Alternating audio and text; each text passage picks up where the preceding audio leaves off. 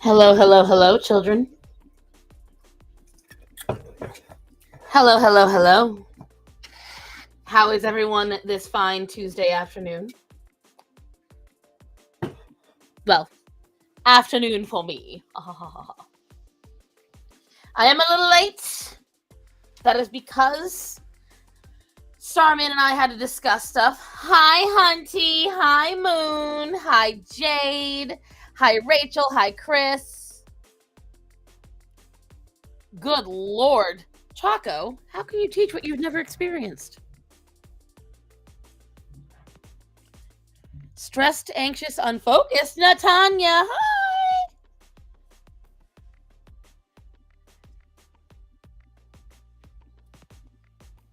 Why are you all of these things, Hunty?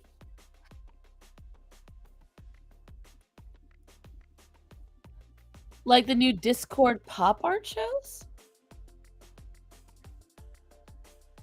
I'm purely educational. Oh, God.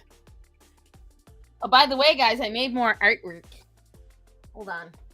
I showed it last night, but now we can get a really good look at it. I'm not sure I did well. Because I used a bigger piece. Hello, Emo Trash. Hello. Welcome to this side.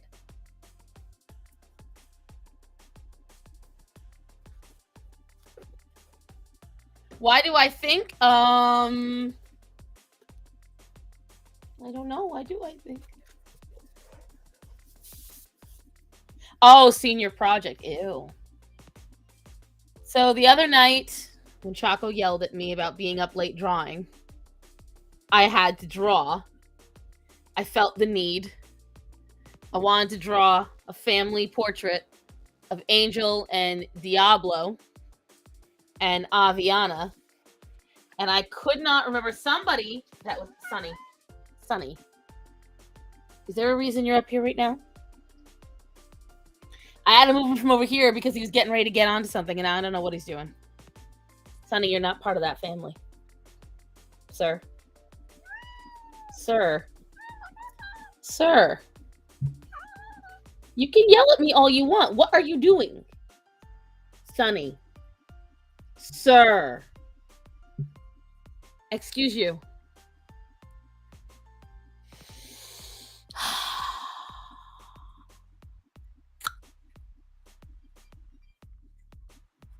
Yes, please tag me in it. Thank you, Chaco. Hello, Linda. Well, I'm trying to show this. He is the art. Emo, don't help him. Cat life. This is Sunny life. Okay, this isn't even cat life. This is Sunny. Sunny. Sunny. Sir. Sir.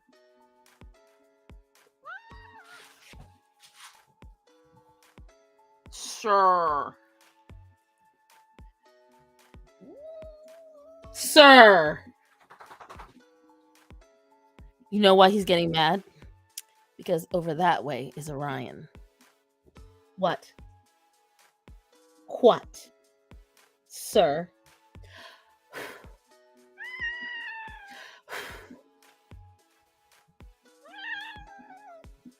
As you can see, he is amongst the more vocal of like, what you knocking down over here now? My God.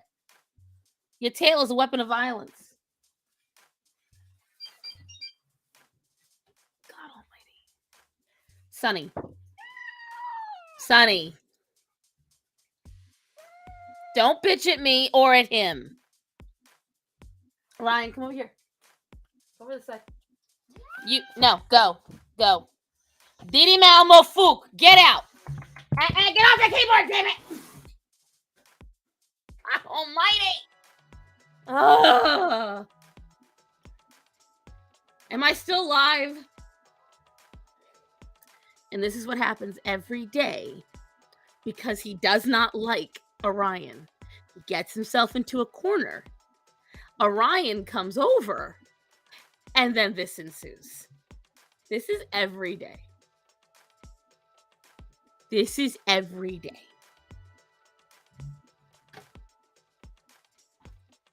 You just watched it in real time.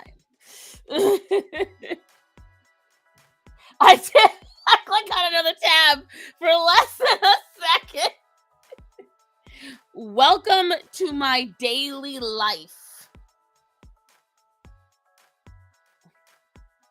God, thank you for telling me, guys. Yeah, he got right up on my keyboard, started pressing all these buttons. Stuff started showing up on screen. All right, what was I doing? Oh, I had to check my phone made a noise. Okay, it's just my Ring doorbell. Stars on a squirrel. That was not squirrel. I had to protect. Okay. Now, as I was saying, as you guys know, I am on a mission to continually draw my own characters. Latte is constantly my exact mood. Let me tell you something. I've got a pet for every mood. Every mood. If you guys want to know, because I've had this question asked on this stream, on the pet stream, if you ever want to know how many animals I got, go on to my YouTube. I caught another wild bird. Put it back where it came from. Put it back where it came from. And so what I did was, because I'm expanding on the lore, because I don't know how much you guys remember. So right here, this is Angel, Diablo, Aviana, and on this stream, I told you guys all this is their son. His name was Spirit. And I hate that name. Granted, I gave him that name. But 16-year-old Starson gave him that name, and it sucked. And out of all of my characters, his name I've hated the most, which is also why I've drawn him the least. And I've mentioned him the least, because I found it cringe just to even say his name. And someone in chat, relatively recently, had mentioned a really cool name. And 16-year-old degenerate, excuse me, I thought you were like 8. No, Angel got her name when I was like between the ages of 8 and 11. Really like their style. It's so cute and bouncy.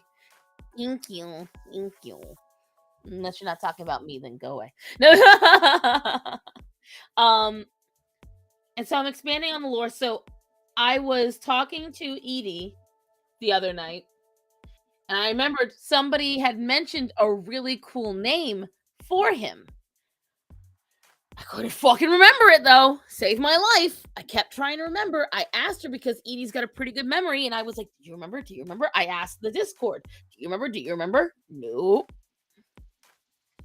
And I finally said, "Well, you know what? Whoever did it said that it was in another language." So I literally Googled all languages. Like I just wrote the word spirit in other languages. That's all I wrote. And I came up with, hold on, this might be a client texting me. Hold on. No. Hold on a second, guys.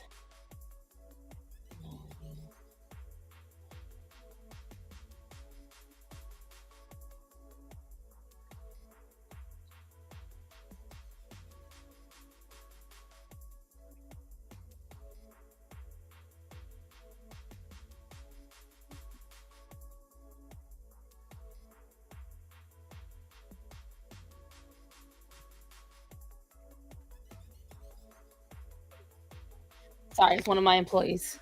Well, like I guess I don't know. Anyways, started alluding to how she's gonna hire a ghostwriter to have a book about her characters exclusively for her. Right? I don't need nobody else. Nobody else needs to read this book. But anyway, so I was expanding upon it, and I talked to Edie, and we came up with this because I went through 3 names. It was Vaim, Golfrit, and Geist. And Edie immediately struck down Golfrit. She said it was stupid. I forgot what she said it sounded like. She said it wasn't good. And she said Geist was too weird. She immediately said Vaim, which was actually my favorite one amongst them as well. Second being Geist. So, it is now official, and I can remember it, so I know it's a good one. You have Angel, Diablo, Aviana, and Vaim. I think it's a really good name. Wait, we got a new member? Ooh. I hate that I can't see that. Thank you to whoever just became a member. Thank you so much.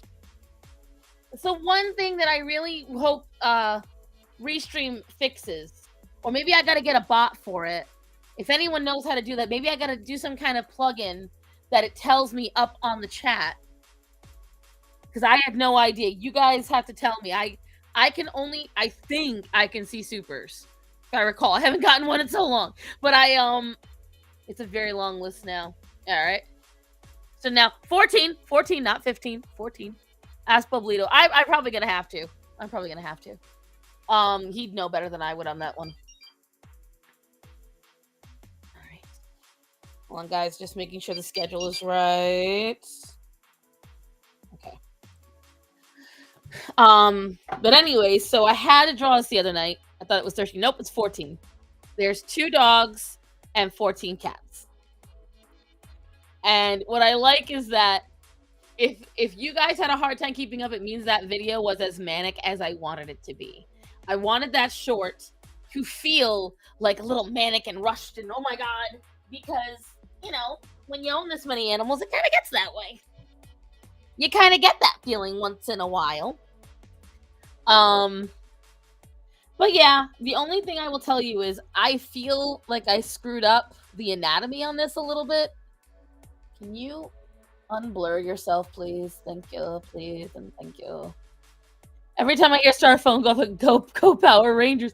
A lot of people, if they don't know Kim Possible, that's exactly what they think it is too. And especially because Starman had, for a while, he had the Power Rangers song for his text messages, and I have the Kim Possible, which they are like literally a couple of beats apart.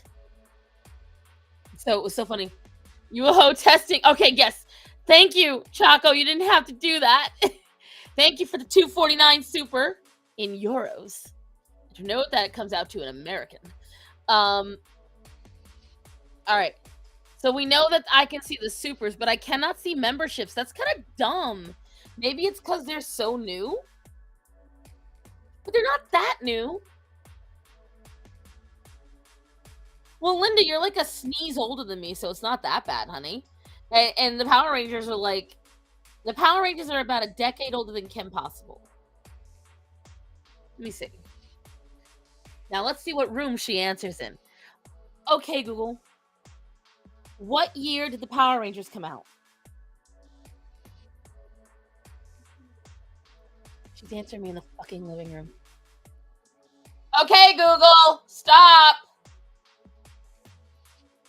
Okay, Google, stop. This fucking hoe. Now she won't stop. Okay, Google. What year did Kim Possible come out? Now she's gonna answer in the living room again.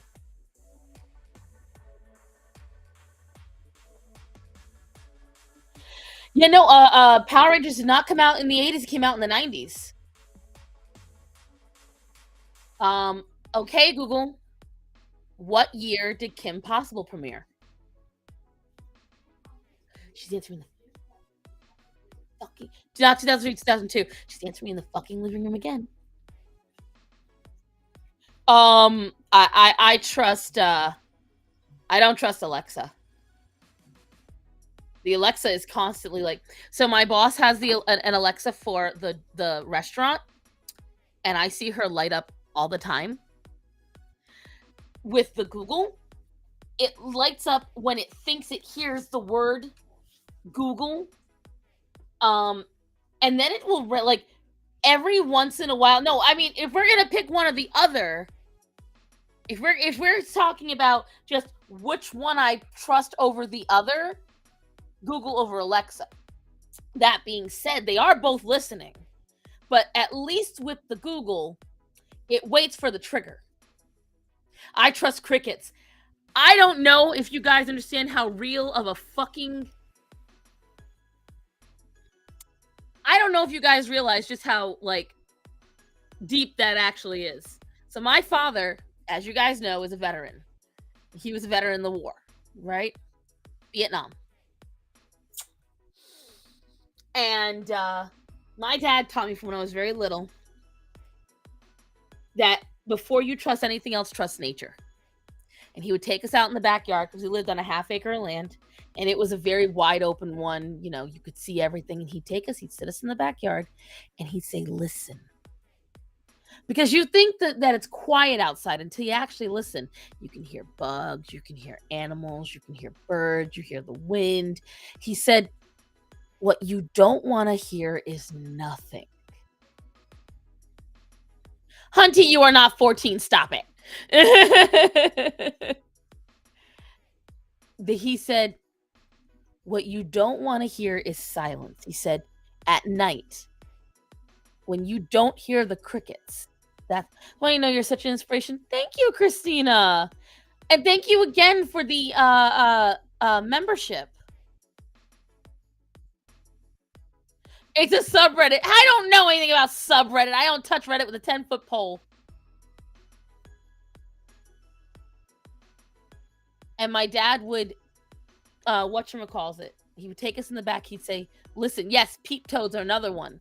He said, "Nature is much more in tune than we are." He said that, whatchamacallit. Well, thankfully they can't with me, Jade, because the only person of interest that walks around my front door is me. But yeah, he would take us back there and he'd say, "You listen," like, and that would be something that would freak me out in my old house. Is I had a big giant window right up to the bulkhead for the basement, and there was a little nest of peep toads and crickets always around, and sometimes late at night I'd hear a little rustle out there, and then I'd hear silence. That always freaked me out. A lot about my old house really freaked me out. That was definitely one of them. You're sulking in a corner. What happened, Chaco? What'd you do? On January on the farm at 11 p.m. is pure silence, wonderful feeling. But it's never pure silence because January, you're in the upper part of California though, which means there's snow. That's different. See, the silence of snow is different than when you are in the middle of summer. If you're talking about, because the silence that comes with winter is different. That's a very peaceful silence. I love the silence of winter. Your comments are being weird, Chaco. All I see is you said you were sulking and that you had a basement. So I don't know what's going on. But anyways, back to topic at hand before we get distracted. So I wanted to show you guys, I'm building up the lore on my characters. And I tried to add symbolism into the image, but I just want to show this to you guys. Eventually, all of these will go up on my Instagram at some point. Once I build a deeper background. What does the silence of nature mean? The silence of nature means that something's there that can hurt you. A predator is around. A disaster is coming. No sounds from animals, no sound to wind. The moment I realize only noise is my breathing, peace. And I kind of just stand there in a long minute. See, I don't trust that unless it's a very specific time of year. Well, yeah, because I can't be looking this way and drawing, guys. Come on. Marron.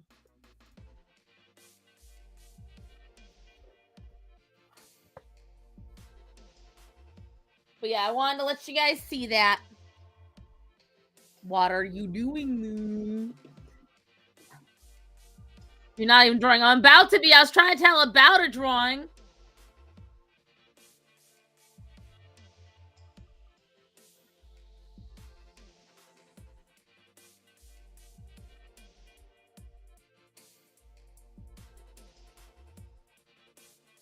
I love being on Vote Grace and finding Heaven's official blessing designs as examples.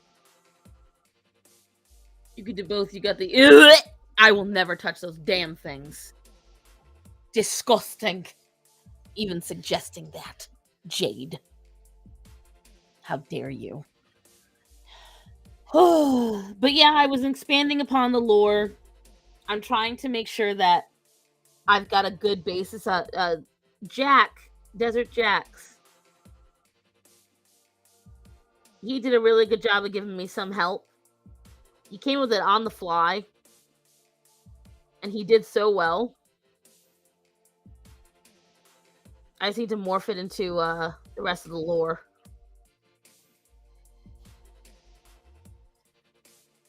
But so I'm surprised. I just remembered it, and I'm surprised Hunty didn't bring it up first because I told her.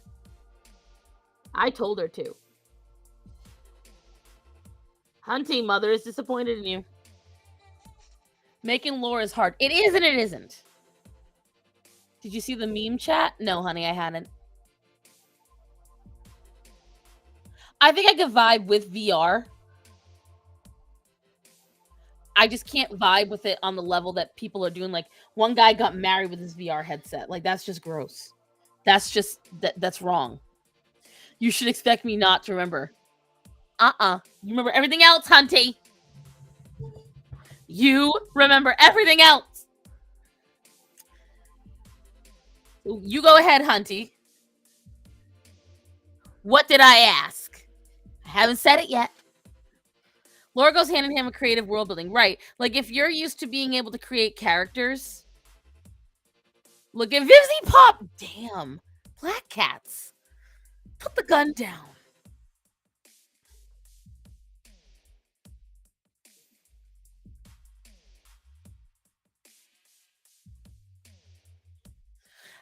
No, what you should say is, lore is hard. Look at Monster High.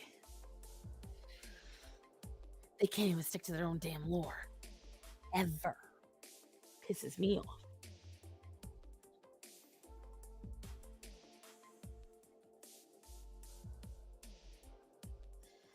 Pisses me all the way off.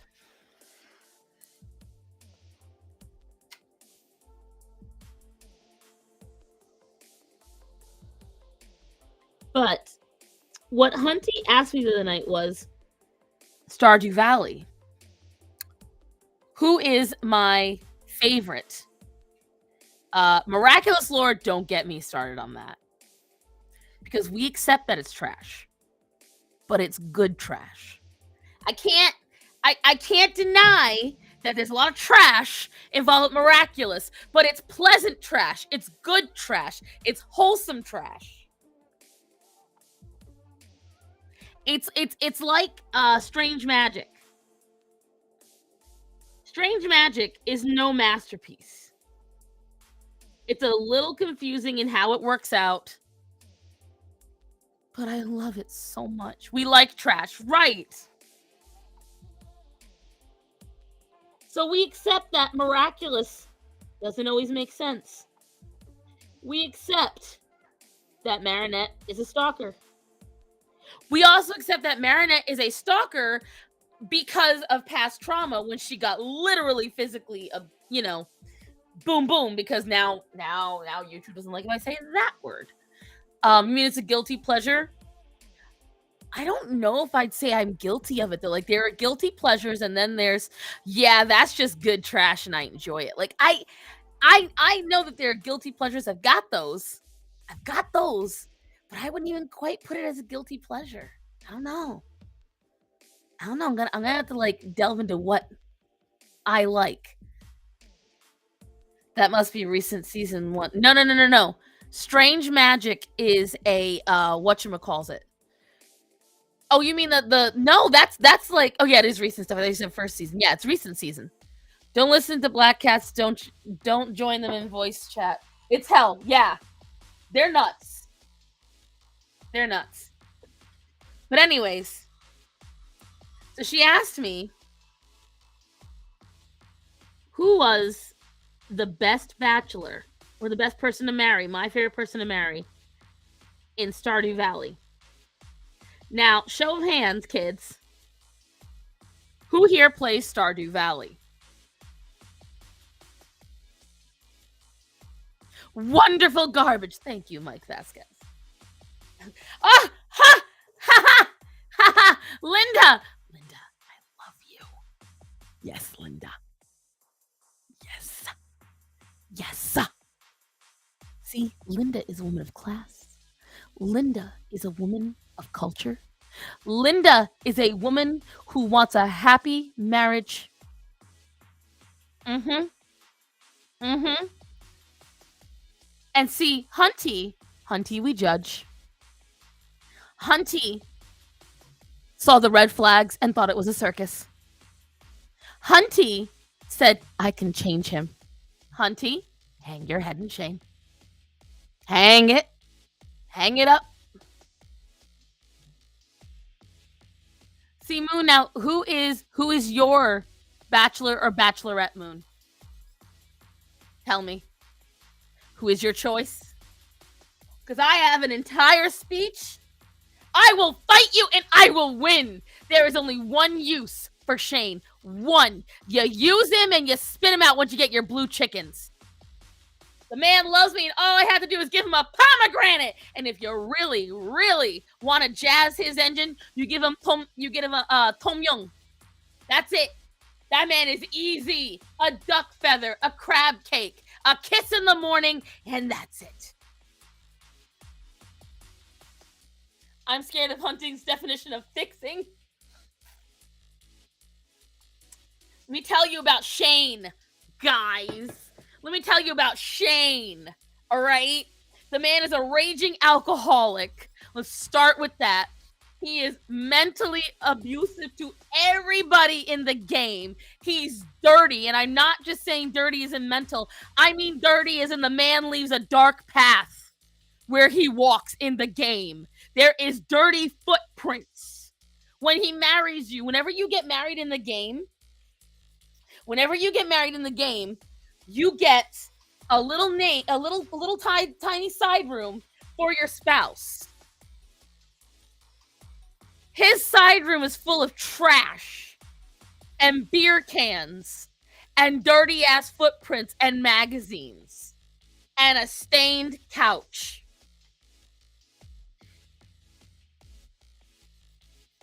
That's what you get when you get Shane. When I tell you this character is so useless and so pathetic, I didn't even talk to him the first 4 times I played the game. And the only reason I did this time is because I found out you can't get the blue chickens unless you're friends with them. So I strung him along just long enough to get my damn blue chickens, and I ain't said a word to him since. Sends me a birthday present, though.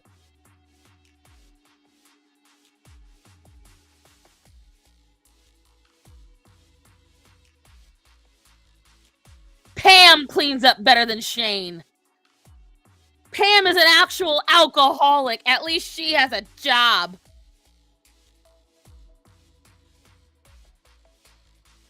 Once Joja shuts down, where does Shane go? To the bar. Yup, I am a chicken digger. Absolutely. Star isn't potty trained yet. Ew.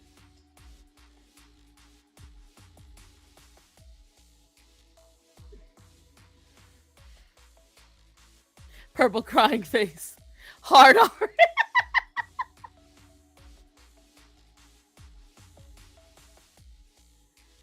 I befriended Krobus early. Why? So I could get the black chickens.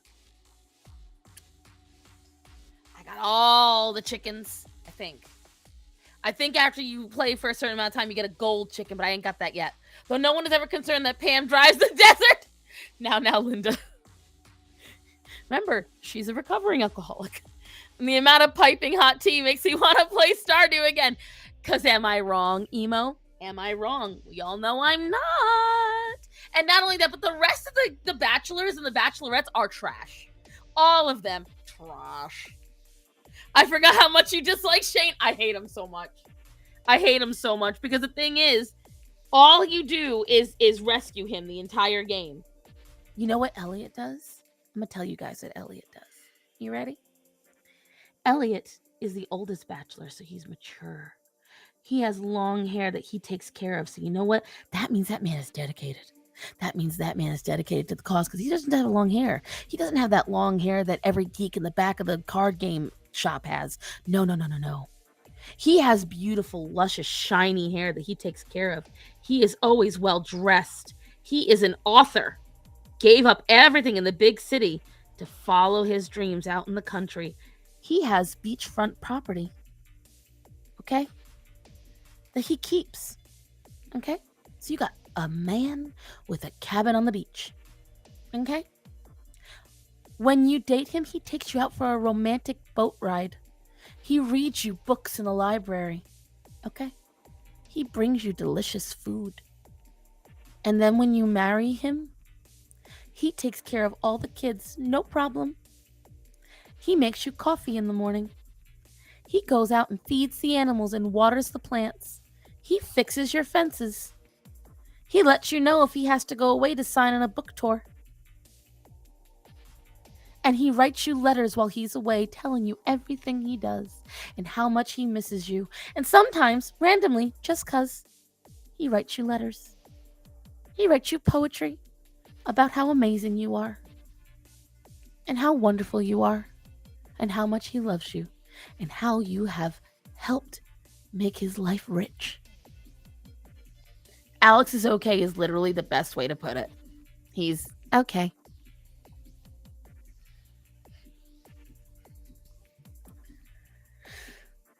And he always puts down the toilet seat and has sex in missionaries the way God intended. Nay, nay, sir. Not only is this man loving, but he is a tiger in the bedroom. At least they've hinted at that. That's a man after my own heart. So when people tell me he's boring, I say, nay, nay, you just like the red flags. I like a drama-free man. You marry Elliot, you don't gotta worry about shit. Every morning, you talk to him twice, you give him a kiss, and he hands you a coffee.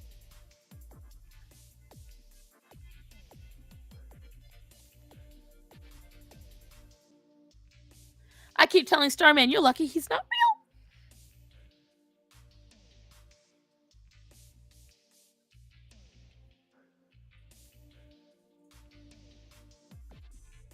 I saw Elliot the first time I played the game.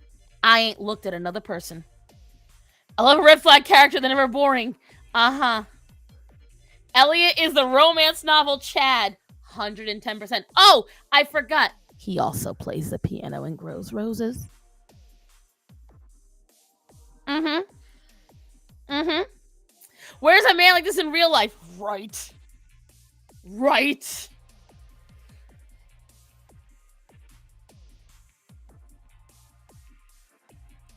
There is literally somewhere on YouTube, someone made a video about Elliot. And I left a comment saying how amazing he was. And every once in a while, I'll get a hater. And then I go off again. I can fix him. No, you can't. You literally can never fix Shane. Do you want to know how you make Shane's room? Okay? You literally have to build things on top of what it looks like in his room. Elliot sounds too perfect. Elliot is perfect. He is delightful, and I love it.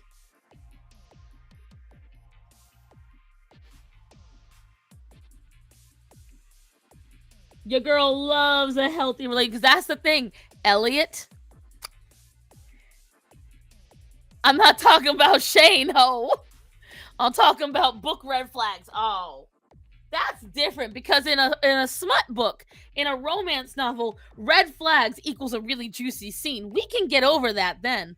But if I gotta play a game, potentially for years, and I've got, because like there's an achievement to make it 50 years in the game. I ain't making it 50 years with Shane. It ain't happening. I spam drama screenshots for you, Star. Okay, I'll go check that in a little bit. Keep in mind, I'm also in love with JD from the Heather. I don't know that. I don't know what that means.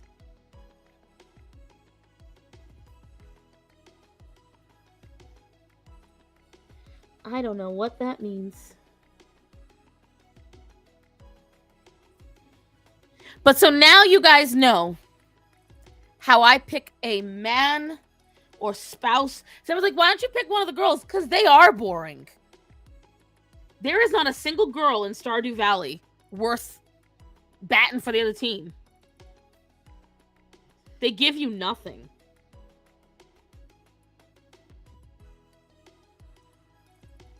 Ooh, the wild child with blue hair that works at the bar and dances. Yay. Oh yeah, she's exciting. Ooh, the doctor's assistant. Oh boy. Sign me up. And I wish I could say more about them, but there is nothing else to them. Ooh, the school teacher. Okay. Then you got these teen boys. Hi, Sylvar. JD is a terrorist. He tries to... The school... Wow. I can't even say half that comment.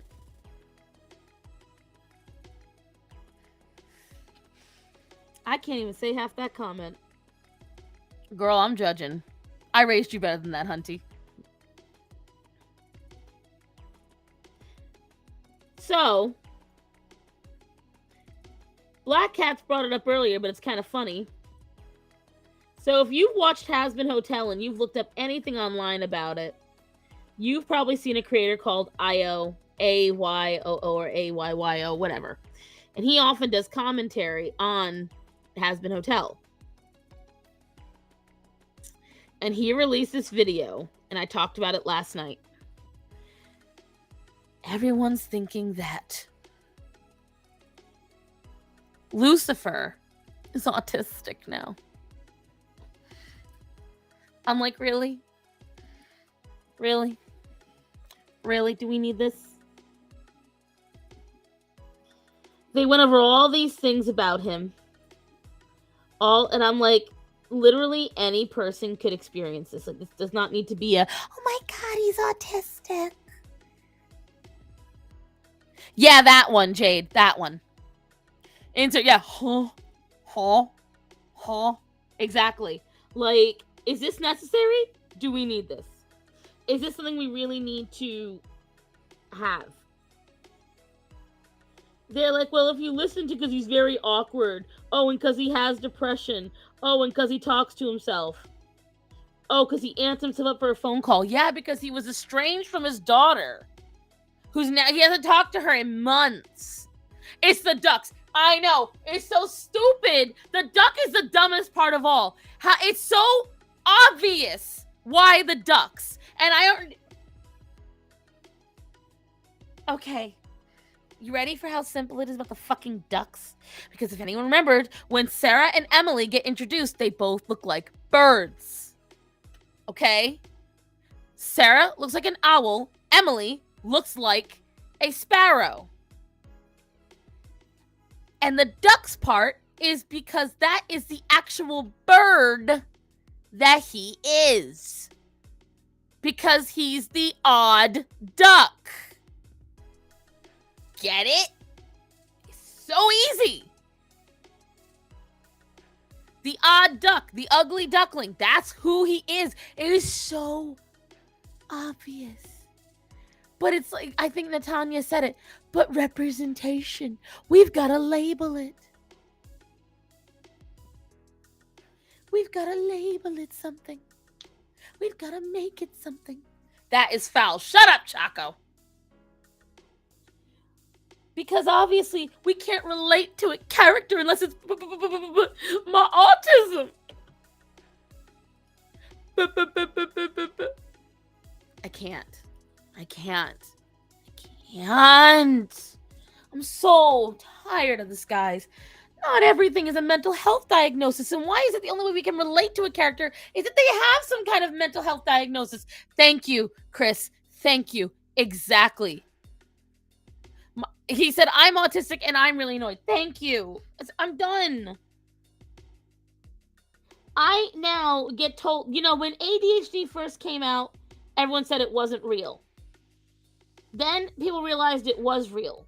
And I don't mean came out as a new thing. It's we had it. I've been diagnosed since I was 6 years old. But now everyone's getting diagnosed. And when everyone's ADHD, no one is. I'm so tired of it. No, some kids are just assholes. Stop excusing their bad behavior. Spank them, put them in the corner, they'll get over it.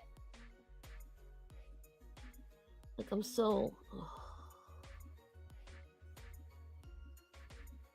done, guys. Y'all don't even know. Just ignore those fans. The problem is that, and I would, Moon, except he's one of the major voices that not only is in the fandom, but Vivzy talks to him. Vivzy directly has allowed him to upload exclusive content. So he is considered an authoritative voice. And that's the major problem I have with it, is that you can tell Viv will change the content to appease the masses. Wait, this him? This him who? I'm talking about AO.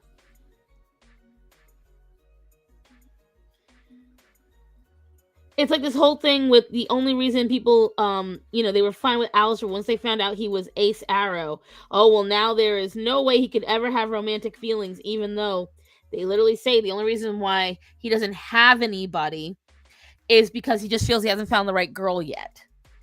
I just enjoy the show merch and let everyone else be right. The only reason I watch for some is I want to find out what's going on. Sometimes finding out the inner workings in the background is fun.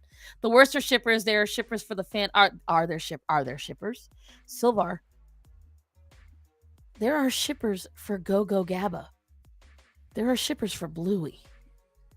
There are shippers for Puppy Dog Pals. There's shippers for everything.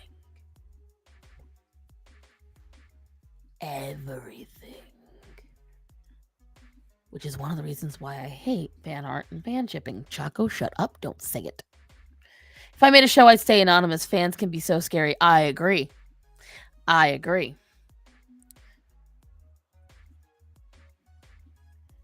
There are shippers for ships. You know what? Honestly, I bet you look hard enough. There is. I bet you. I would have loved to see Alistair and Mimsy. They were supposed to be Black Cats. I don't know if you realize that. So originally, Mimsy was supposed to be Alistair's wife.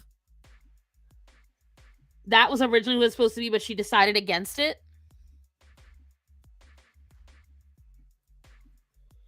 I am not even going to dignify that with an answer, Chaco.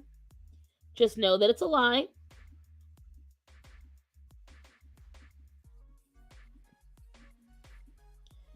It is not true. Do not listen to the sponge.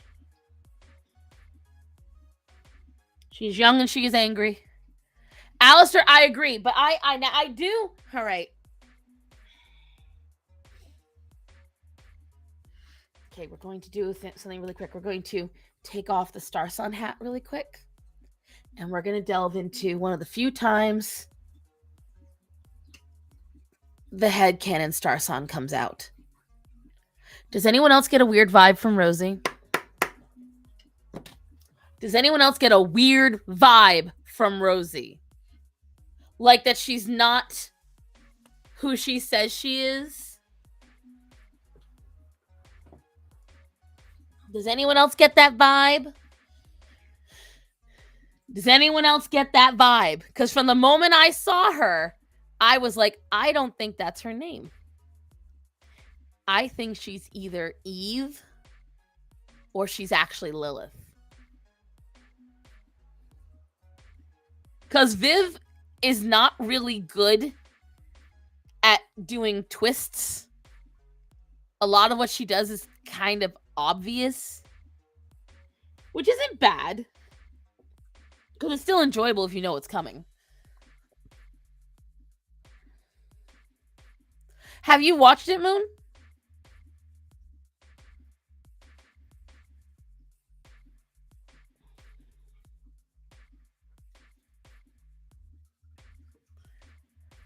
My new goal in life is to get my books into anime series complete with musical number just so Star Sun watches and tries to go deep into the lore.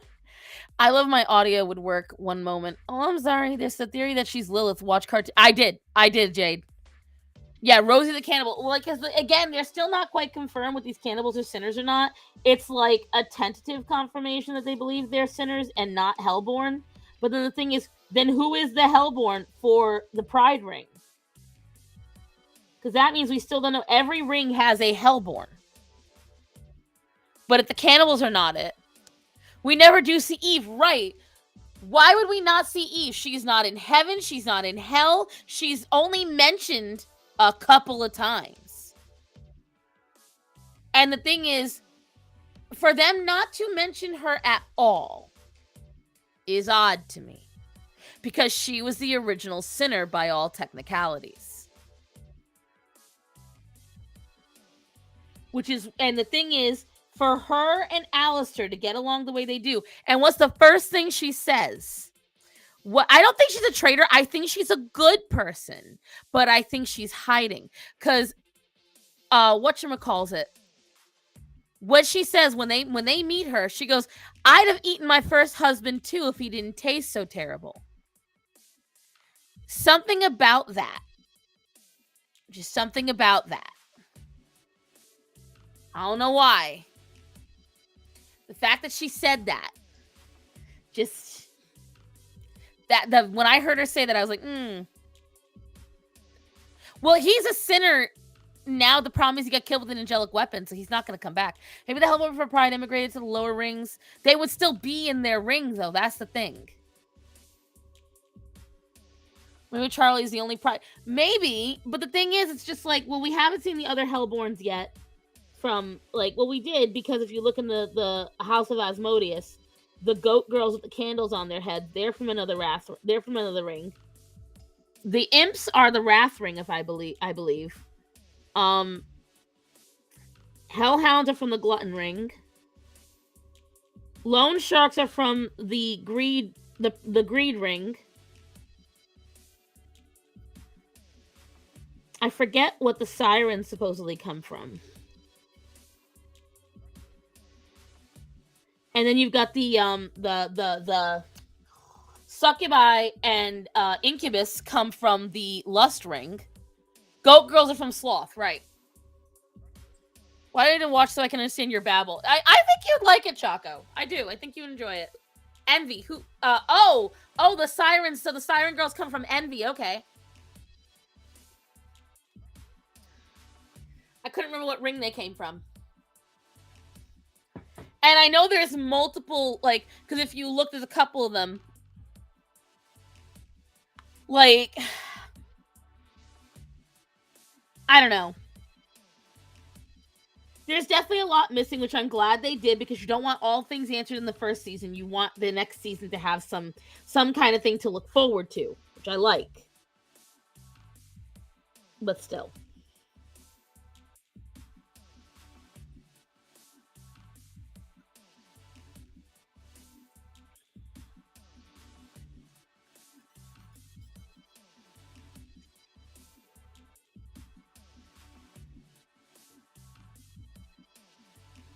Hold on, I almost messed up the line art here.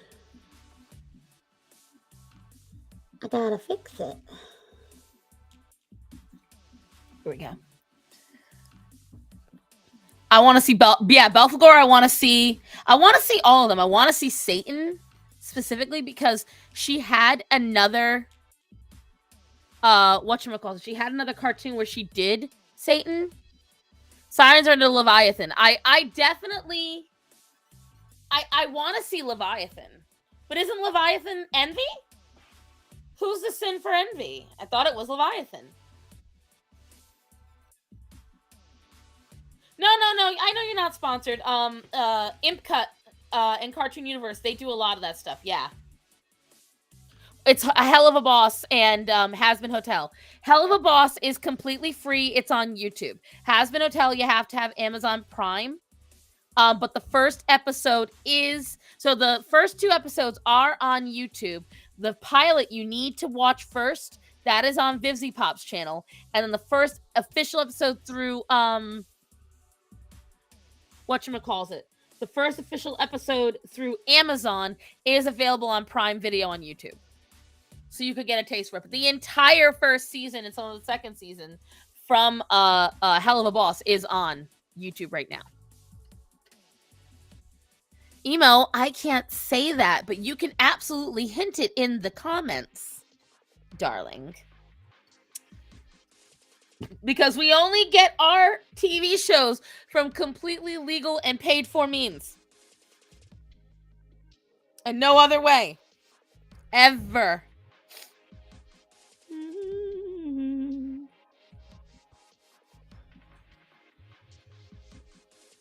Because stealing is wrong.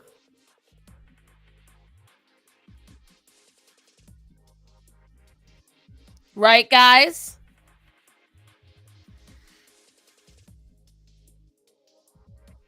I want a lot in the chat saying stealing is wrong. Everyone say it. We need YouTube to understand that. We know.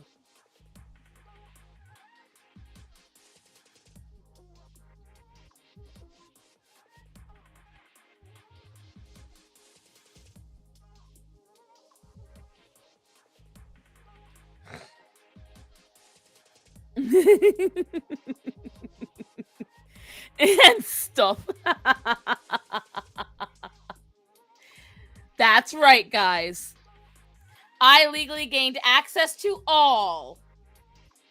Exactly.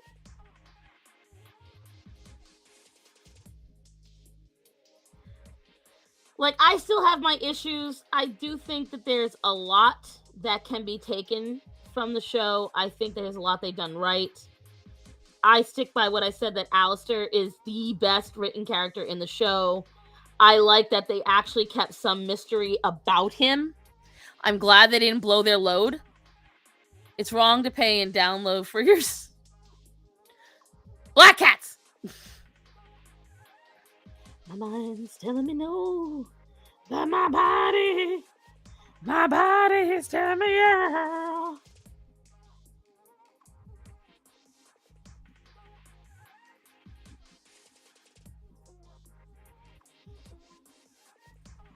Oh, and then today, guys. So who heard about the great blackout? Oh, yes, we stand the Strawberry Pimp. I made a reference of him in my recent post. Just because you see a smile, don't think you know what's going on underneath. One person got that reference on the post. Penny, what are you doing? I swear she's out to destroy my shit. Penny!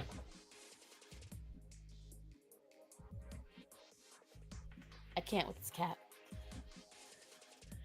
You mean today? Yeah, today there was a blackout on Instagram, guys. And why I got nervous about it was, you see, I was in the middle of roasting Pearl because the bitch had wormed her way onto the Hodge twins. Penny! Leave it alone. I don't care. Leave it alone. And Facebook, by the way. And I believe WhatsApp. I did, Black Cats. I saw that and I was like, oh my god, it's true. He dressed her as Susan. I love that little reference. Also, he smacks her ass, so I know. Right, I was worried because I thought I'd gotten temporarily banned.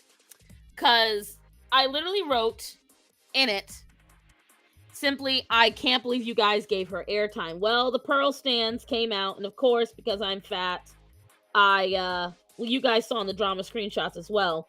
Pearl stands were like, well, you're fat, so we can't talk to you, and clearly you're jealous, and I'm like, aside from their bank accounts, they're, Penny, get down!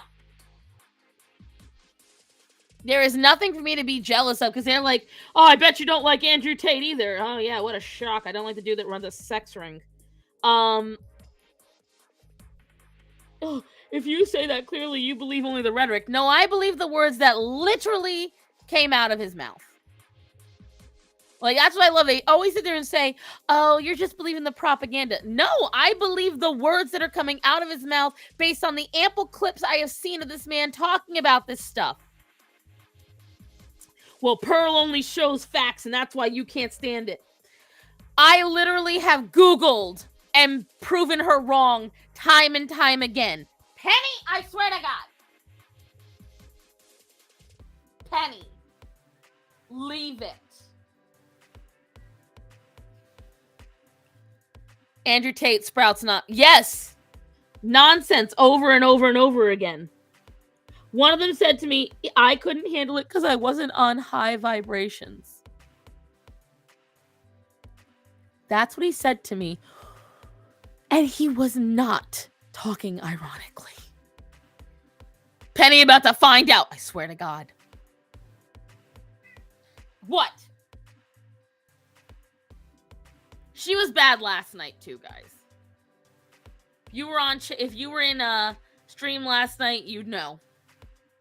Who is Pearl? Pearl Davis. Just pearly things. Just lonely things. That one. I only like stars, eldritch beasts, and sponges. Silvar, we love you too. And it's literally, when I tell you guys, she got up on there, and number one, she got on Alex Stein, and she doubled down on the whole 16-year-olds are hotter than 26-year-olds. And then she was like, well, it's just stupid. Women use that as if 16 isn't the age of consent. And everyone was like, whoa, no. She's like, well, it is. Like, what? Bitch, say what? Like, if you know a man that is getting with a 16-year-old Pearl and you're fine with it and you think it's because they're hotter purely because their ovaries might produce a little bit more than a 35-year-old, girl, you need help. Thank you. Oh, no, because she says 16's not a minor. The judicial system begs to differ, baby cakes. Exactly. Legal doesn't mean ethical. It's disgusting. Putrid.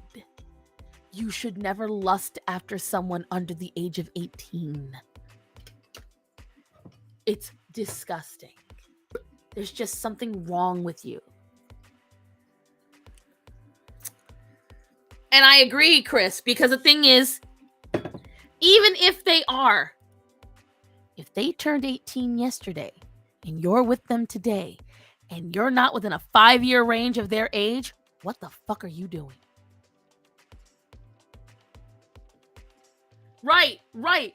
She says women should be virgins, but if you're a virgin by 30, it's a red flag. Women shouldn't be single moms because single moms are used up dried whores. She will literally call a woman a whore for not sleeping with a man, but also for sleeping around. I'm like, can you make, like, when I tell you what bothers me about Pearl, okay? I'm going to try to articulate this as much as possible. And I can then reference this stream to anybody who says why I don't like Pearl. They're like, you're just jealous. Number one, as fat as I am, I know this goes against my principles, but it's the fucking truth. I can honestly say I know I'm at least better looking than Pearl. As fat as I am, I know it. I take better care of my skin. I take better care of my hair. I have better fashion sense. All around. Let's start off with Pearl is a hypocrite. Pearl says women should not be outspoken, loud, talk over men, be business owners, or be boss bitches. Pearl is literally single, a business owner, not a virgin, okay? She is running multiple businesses. She talks over men constantly. Any man doesn't agree with her, she immediately emasculates them and says that they're not men, that they're a simp, blah, blah, blah. Everything to her is a simp. If the man does not agree with her, they're obviously a simp, okay? Let's start with that, all right? Pearl says any woman that chooses while being married and having children to be a CEO or run a company is a horrible mother and abandons her children. Her mother is a CEO and she claims all the time how her mother is a saint. Her mother literally ran multi-million-dollar companies. Her mother advises other women on how to be boss bitches.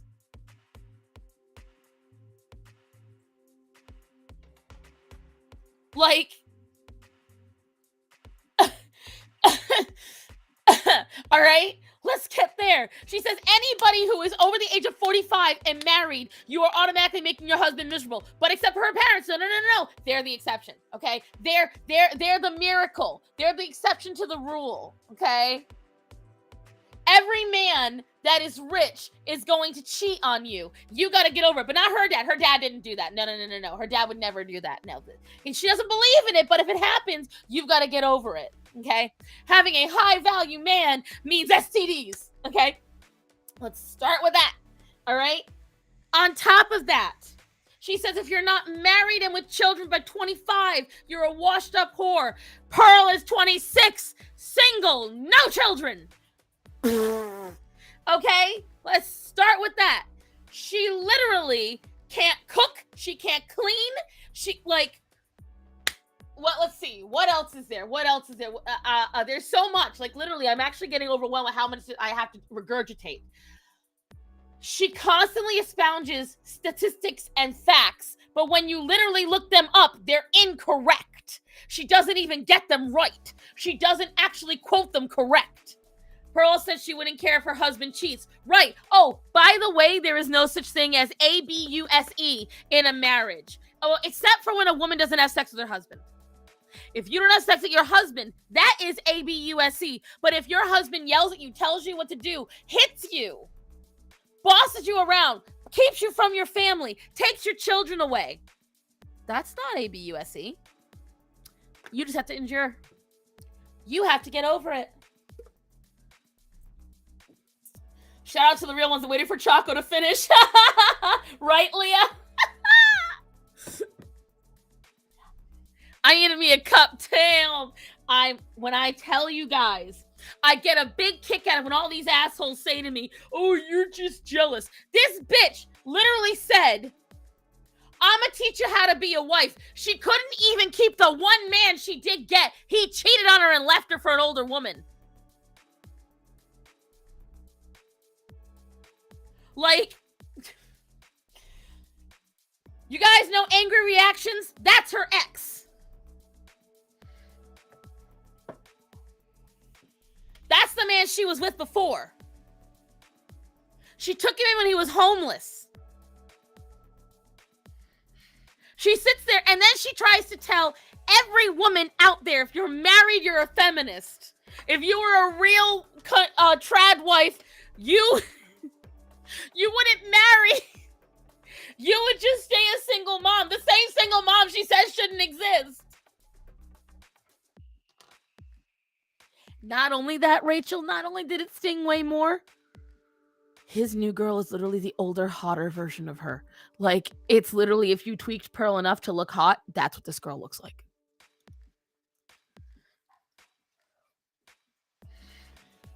Like, woo! Angry Reactions got arrested recently. Right. Supposedly, he abused, and I'm not going to say what I want to say, but everyone's like, oh, you got it on the wrong girl. And I was like, ah! A bunch of people were like, why didn't you when you were with Pearl? And I'm like, don't say that. I was like, damn, these people got zero chill. Zero.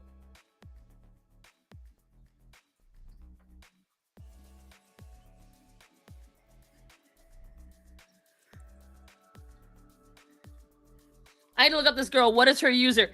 Just Pearly Things. She believes women are the cause of all problems. All problems. Every single one of them. Every single one of them. She thinks that women are the problem when it comes to raising kids. She believes women are inherently more violent. That women are inherently more cruel and evil. She will find every single negative article about a woman and point to it and say, see, women are worse. But she will ignore anytime a man is cruel. That, you know what? That Choco is literally one of the truest things I ever heard about her. But she is very clearly miserable. She literally called Sarah Gonzalez a filthy whore, a dried up whore. Because in her opinion, women who are married should not be on social media. In her opinion, women who are married should not. She has this whole entire thing about telling women how they should dress and how if they don't dress appropriately, that they are betraying their men. We're the top tier women respecters off YouTube. Like when I tell you guys, and the thing is, I was a Pearl supporter for quite a while. I found her through Real Femme Sapien, friend of the channel. And I was like, you know what? If Allie likes her, I like her. I mean, Allie's a reasonable woman. By Pearl's definition, Allie is also someone who's bad.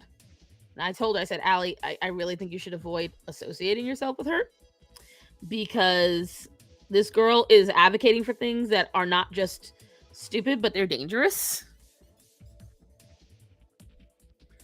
You know, and I mean, she made this whole entire video and song on YouTube about why can't we talk about the Jews? And a whole thing about how maybe Hitler wasn't wrong. I'm like, huh? And then deleted it and claimed she wasn't embarrassed by it. Oh, Allie is extremely intelligent. I love her. Allie is extremely intelligent. And I think she is exactly what the right needs. Do I agree with everything Allie says? No. But I'll tell you what, I'll happily support Allie any day. You know, at one point, my audience was much bigger than hers, and she wanted to interview me. And when she blew up, I was so proud of her because she deserved it. She works very hard. She's a loving mom. She puts her kid and her husband first. Real Femme Sapien, that's who Allie is. The angry genocidal Austrian with a silly mustache, that guy, right? Yeah! Yeah! Oh yeah, if you look, you can find the video. And when she got called out on Piers Morgan, she got mad. How dare Piers do that to her? She got mad when she got called out on several shows because, and then she tried to say it was bad faith. She tried to say, oh, it's all bad faith. You guys brought me on here to trap me. No, we're here to ask you about the shit you did. And you don't want to answer for it, baby cakes. That's the difference. Like, let's not get it twisted. Let's not get it twisted. Okay?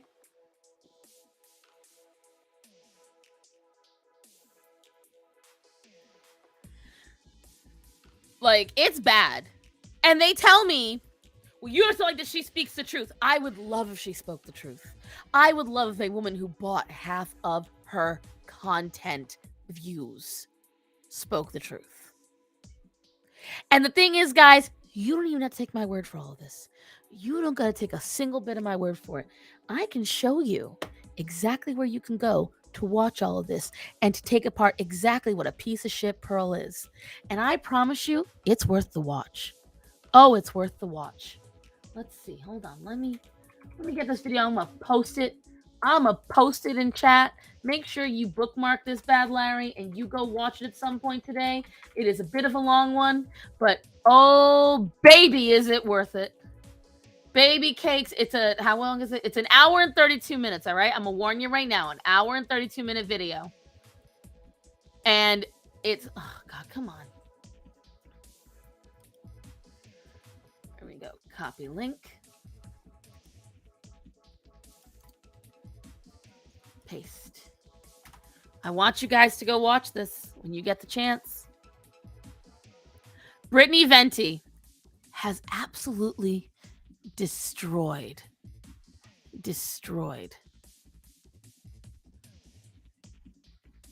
Star Kid? As in, like, my own child? I'm confused.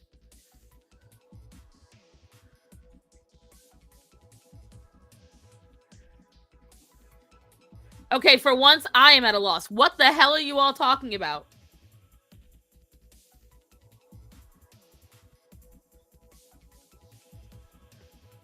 Maybe I will, Black Cats. Maybe I'll do that some night. What do you guys want to do? You want to watch party over on Discord at some point where we can all laugh at the Pearly things?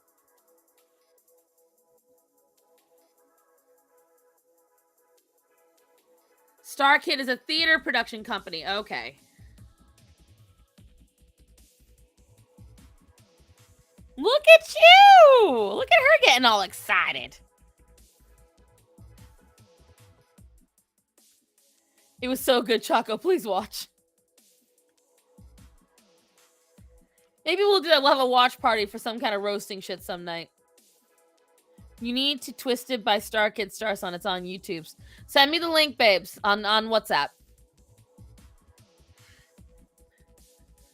Isn't it crazy irony that so many traditional wives who are married and have kids disagree with Pearl? Right, and Pearl can't stand it. I'm like, what she does is she claims to be the the expert and all this stuff. The people that actually live the lives she's trying to sell tell her she's wrong. And she literally sells to all these incel men that all of these women who are traditional wives and have happy lives with grown children and happy husbands, successful homes, they're wrong. They are the wrong ones. It's her that knows best. Leah, you hit the nail on the head. You hit the nail on the head. Like, I like Sarah Gonzalez. And you know who else you guys can watch? Don't just watch Britney. Don't just watch Jay Aubrey. But Michelle has done some good videos on Pearl. And Abba and Preach have absolutely decimated that bitch. Oh, they've torn her to shreds. Most of the men... Oh, that's you sending that to me. Okay, Choco. Most of the men who come at me online are single, bitter, angry, and they follow Pearl because Pearl affirms their bitter, angry lives. As stay-at-home mom, I agree. Women who diss it don't know what they're talking about. Yeah, DV survivors excluded, feel for them, right. Like, yeah, they ran a train. An emotional train. You really should, Rachel. I think, Rachel, if you enjoy me and Gothics, you really need to look up Abba and Preach. Choco, you want to do me a favor and drop their channel in the chat?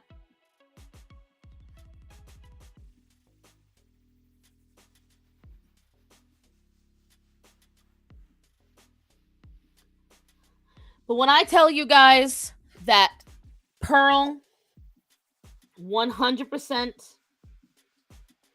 is what an actual grifter is.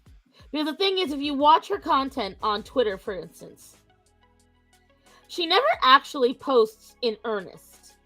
She'll tag whoever seems the most famous. I've watched. She'll go quiet for a few days. Stuff might not work for her. And then... thank you, Choco. Then out of nowhere, she'll start tagging Ben Shapiro for stuff. She'll start tagging Matt Walsh. She will tag Kanye, Donald Trump, begging for them to be on a show. That's why I got so mad when she got on the Hodge twins. Because for all of whatever you want to say about them, they're pretty honest and decent guys. They say a lot of shit that sounds inflammatory, but they're just saying it to piss people off. Pearl's not that case. She genuinely wants women to not be able to vote. She genuinely feels that women should not be able to vote. That women should not be the ones raising children. That women should not be the ones earning money. That women should not be the ones doing pretty much anything but cooking and cleaning. Clout queen, female Mama Max. Yeah. She is just... She is literally Uncle Ruckus. She's literally Uncle Ruckus.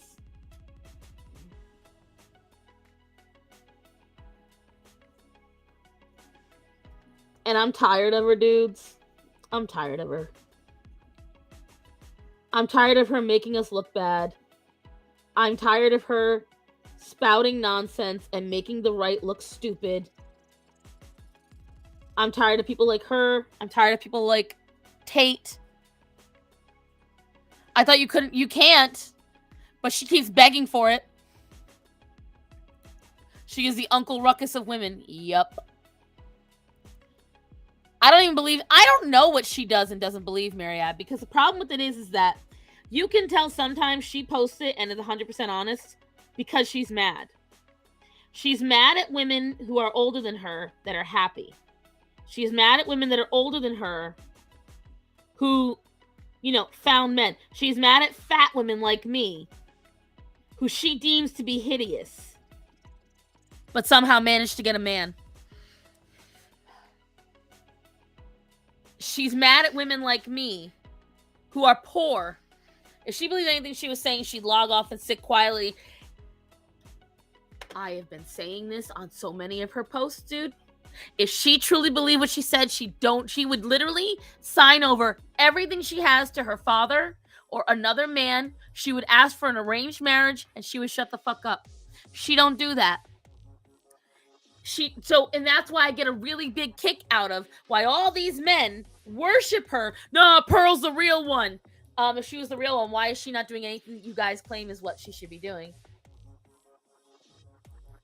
Yup, she is haunted by the ghost of the bitter beach. Yup, because again, I've said it to you guys before. I'm a creature who practices what she preaches. I don't like fan art. I don't draw fan art. I didn't want children out of wedlock, so I didn't have sex for marriage. I never want to be in a drug overdose, so I don't do drugs. I practice what I preach.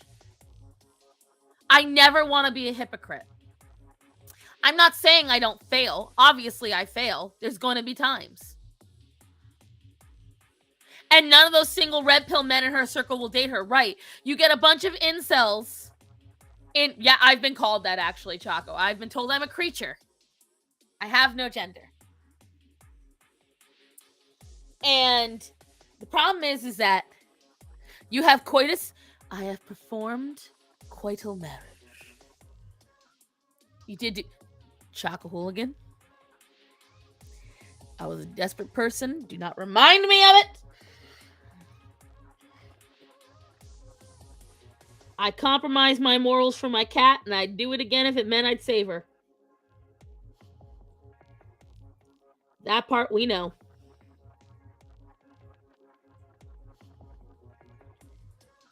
But I'm tired of it. I'm tired of people like Pearl. I am so... You're not... Ew. Somebody did call me that. So because they saw I was fat, mind you, I don't even have the blue hair anymore. I wish I at least had it so when they accuse me, they can make, be accurate.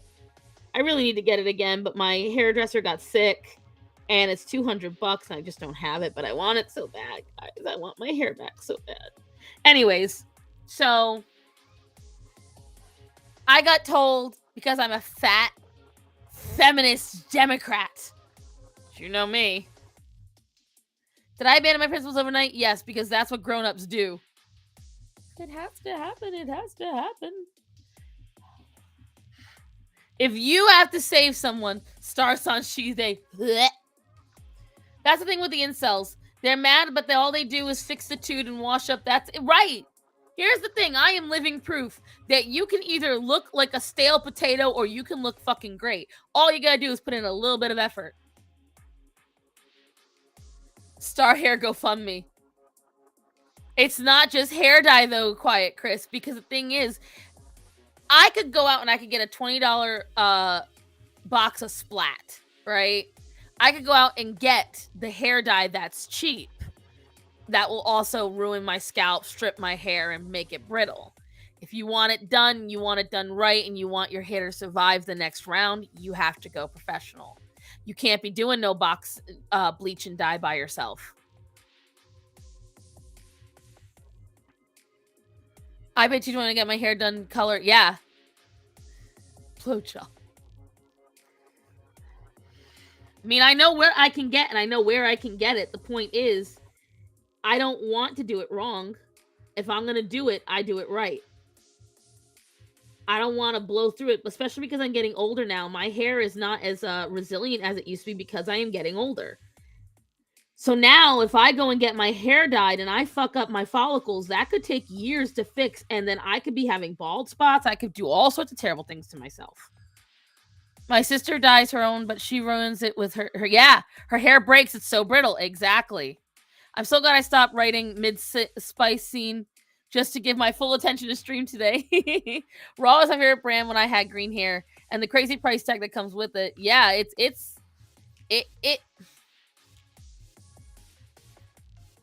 I personally would rather not risk it. I take my body very seriously, guys. And it's one of the reasons why, luckily, even with my weight, I am as healthy as I am, because I really do take very good care of myself. I spend the money to make sure I've got the lotions and the self-care things that I need, so that way my skin isn't damaged. I would be much worse off if I wasn't as alopecia Starson, right? What? Is there a minotaur involved, Rachel? Is the bleaching that it's the bleaching can, especially if you have eczema and psoriasis. Eczema and psoriasis can absolutely like make it 10 times worse. Also, never lie to your styles about what prior procedures you've had done. Right. That is a very quick way to go bald, because unless you've gone like 3 years without the procedures, any chemical you got could still be lying in your hair follicles, and it can like mess you up.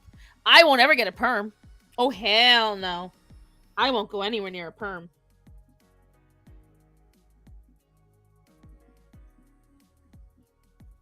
I have heard too many horror stories.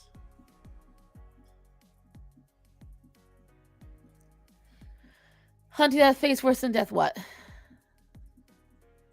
They're called thespians.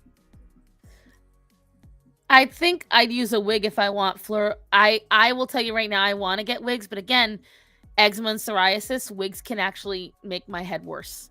I had beautiful mermaid hair before the crazies adopted the look. I still will wear it. It's just, I'm really sad that it's a uniform that I have to share with the they-thems. The they-thems are at it again. R.I.P. to my fingers. Why did I draw these? Why? Why did I decide to do this? 2021 Starson, what were you thinking? I was thinking that I could do something fun. Look at all the details. You never do super detailed artwork, Cassie. Why don't you do something super detailed? People will love it. You know, that's what I was thinking when I did this. And I've still got all this to do. You know, it doesn't seem so bad, but I'm looking right here in the little fucking corner. But, you know. I've been going to the same hair salon since I was a kid. One year there was a newbie. She gave me layers. She gave me curly hair layers. I look like a fucking golf.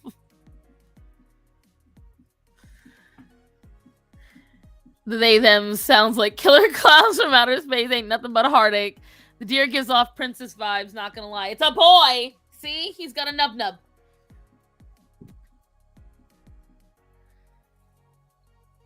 Yeah, nothing's worse than when you get the bad haircut. That's one of the good things about having hair as short as I have and my hair growing as quick as it does.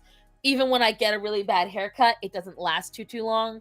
Who remembers back in the summer they used Starman's measurements instead of mine, and I looked like an absolute butch for a few days. Well, a few weeks, actually. Took a year to grow it out. I used to relax my hair. Ugh. Hi, I don't know who you are. I just clicked on that. It looks beautiful. Thank you, on mistake. My name is Starson. Welcome to the insanity. Hello, Orion. What is your problem, sir?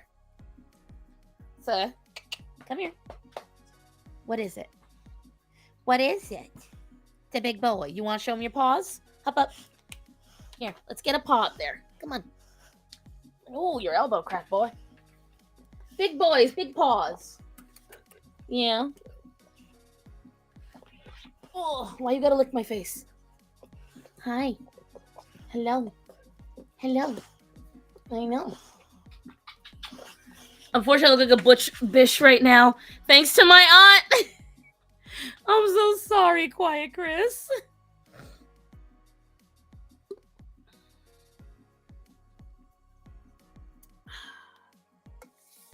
Also, guys, look.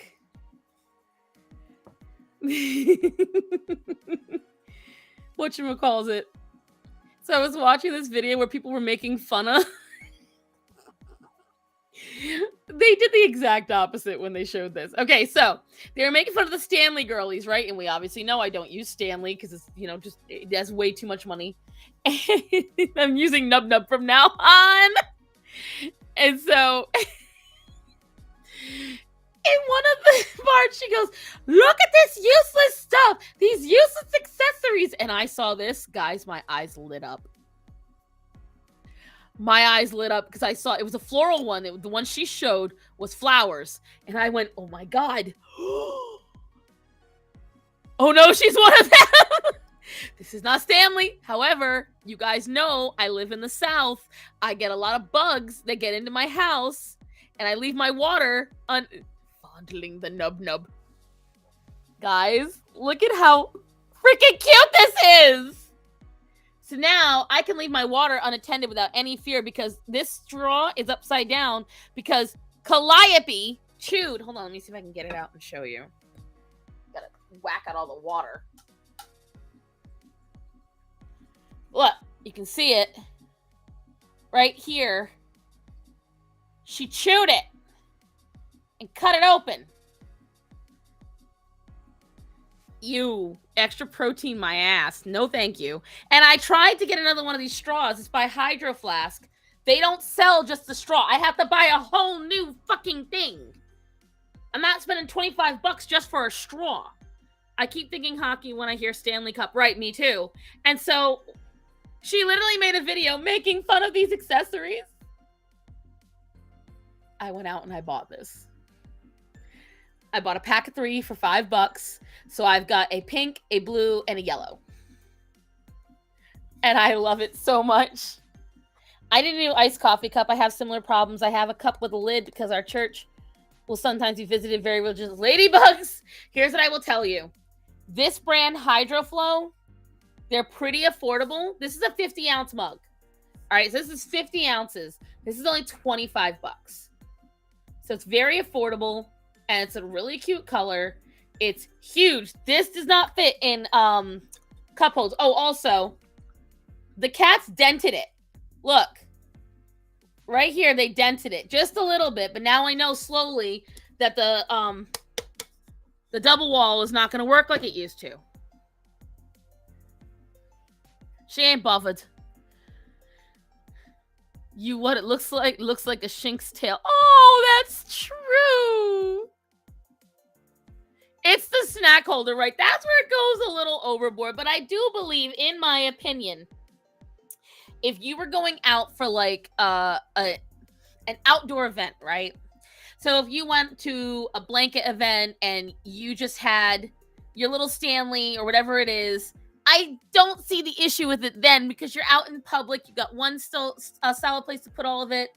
I don't see the issue with accessories on a bottle like that. If all you do is carry this around anyway, then having a little baggie for your stuff makes sense. This is the only thing you're carrying around, right? I see that. I understand that. I get it. I don't get a lot of the other things that come with it, but that's me. If I could find a 20 ounce, HydroFlow comes in 20 ounces. They have a lot of different kinds. I would recommend looking them up on Amazon. They're pretty cheap. And they're really good. I'm still rocking the hospital cup. Because that's the most expensive cup you own. The Sweethearts mug I got 40 ounces. I paid like $12 for. Also, guys, if you really do want a Stanley, go to Goodwill. A lot of people are donating their Stanleys right now, and you can get them for fucking cheap. Hey, Big T! No, Crocs are just evil. I hate Crocs. God, I hate Crocs. The only appropriate Crocs are the kinds that, whatchamacallit, that don't look like Crocs. The anti-Croc Crocs. I need to tell you something you need to know. Oh, what? Then I'm a basic bitch. I know. Starman already told me earlier today. Probably got AIDS on the lids.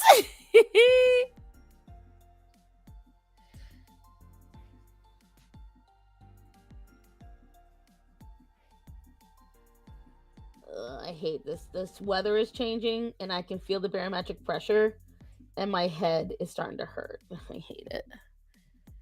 Me failing to understand the novelty of these cups or Crocs. I don't see water talk. Loving your Christmas year. He's not Christmas, but isn't he pretty?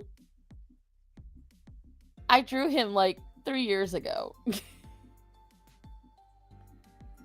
And you like water talk? Get out. Get out. How is my Hydro Peak thermos when it comes to the road trip? Because the tea staying hot for 3 days is 100% necessary. See, I don't mind my drinks getting cold. I mind if they get lukewarm. That's what I don't like. You have Crocs. Jade. He's got your attitude, though. Would that be aloof? I like Black Lady's water talk. What? Oh, that water talk. Okay, that's a different kind. Okay.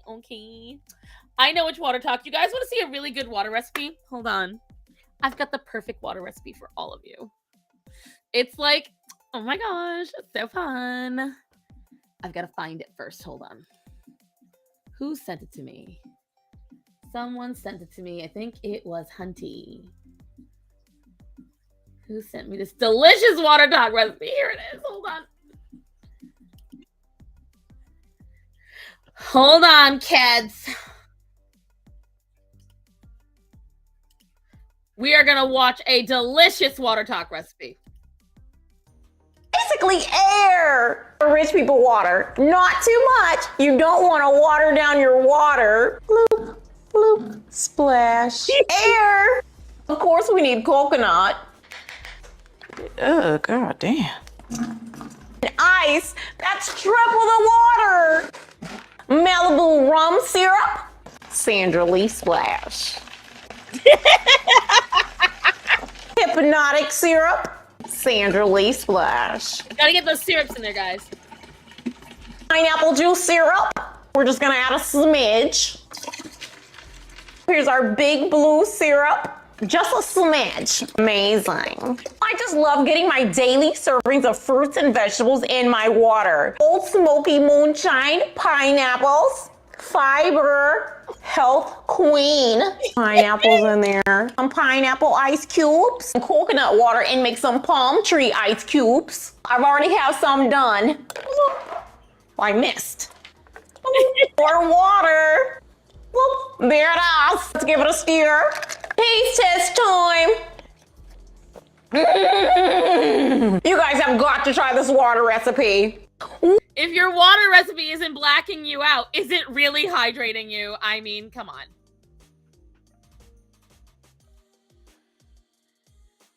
That's alcoholic talk. I can taste the diabetes. Jack Sparrow run. She just did. She just drank it. Hold on, I might be on board. Is this not just the best? Guys, you will be on the floor.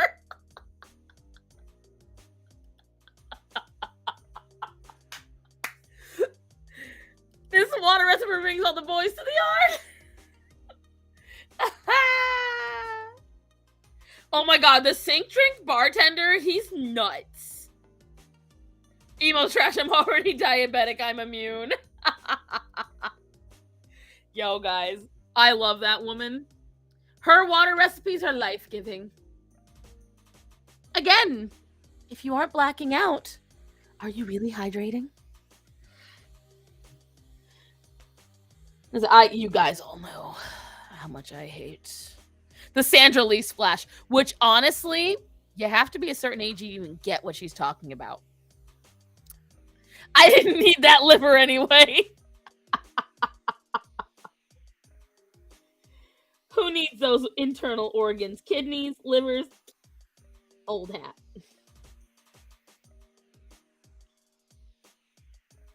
Now, Orion is protesting outside my office door, kids. It's giving me at 30, right? So who knows who Sandra Lee is?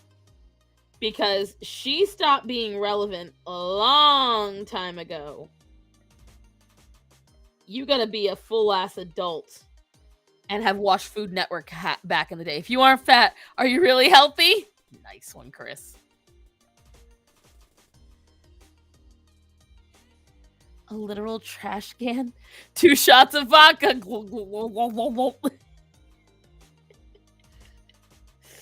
Sandra Lee was out there getting sloshed.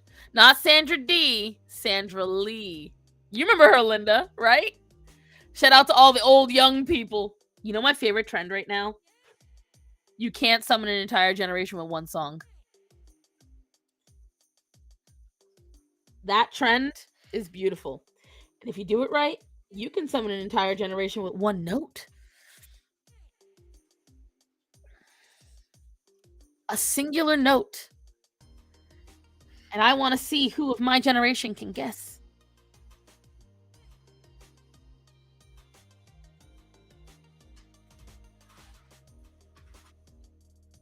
There's one song where literally everyone should know it by a singular note, the very first note.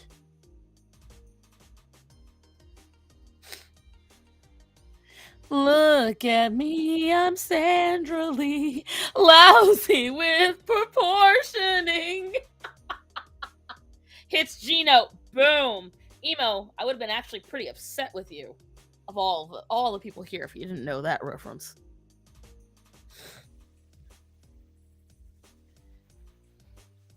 No, guys, not Grease.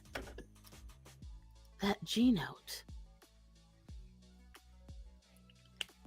In case you don't know what anyone's talking about, aspetta, marrona, aspetta, I will find it for you.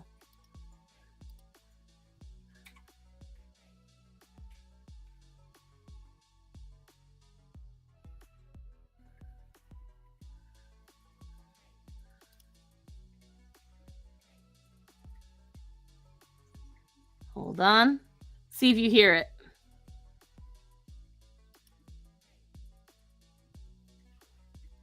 Did you all hear that? Did y'all hear that? Do I need to put up the volume?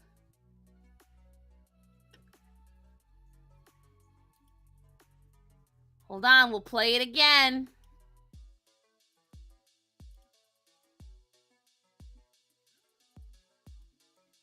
You didn't hear it. Hold on, I guess I'll have to share. I will have to share. Hold on. Just wait for it. Yes, put up the volume.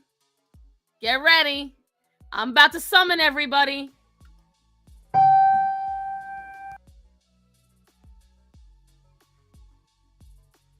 I just summoned an entire generation. If you don't get it, you're too young. I have tinnitus. I apologize.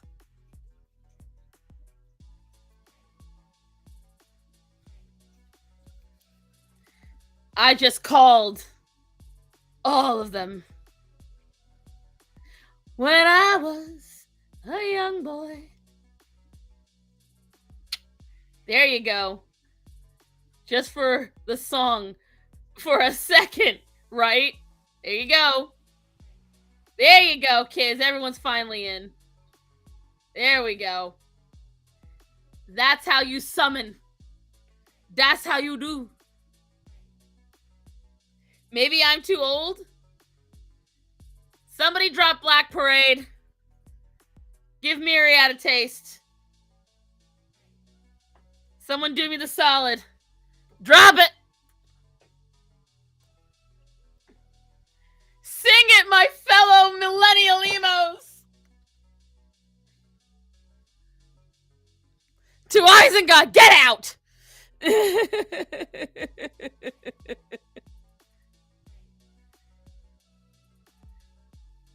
You deliberately memory hold that song. How dare you?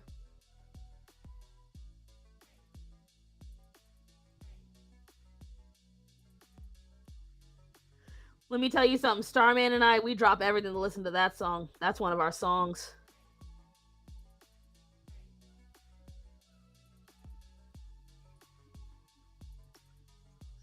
Speaking of emo, Matt Cutshall dropped a new song today, guys. I'm not even millennial. You're close enough. It was Kryptonite in high school. Oh my gosh, yeah. I'm too old to know that note because it did not sound like Black Parade at all. That is literally the first note in Black Parade.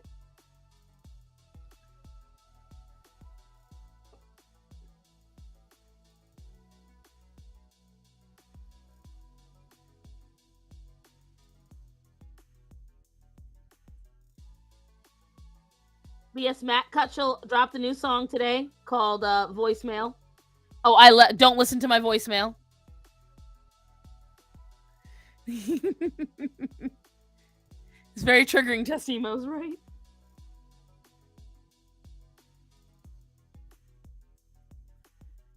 I ranted a lot today. You guys had me go off. I've been informed my rants are very entertaining. Is this true, guys? Like, I have been informed it's really fun to watch me. It's a sleeper agent every emo had placed.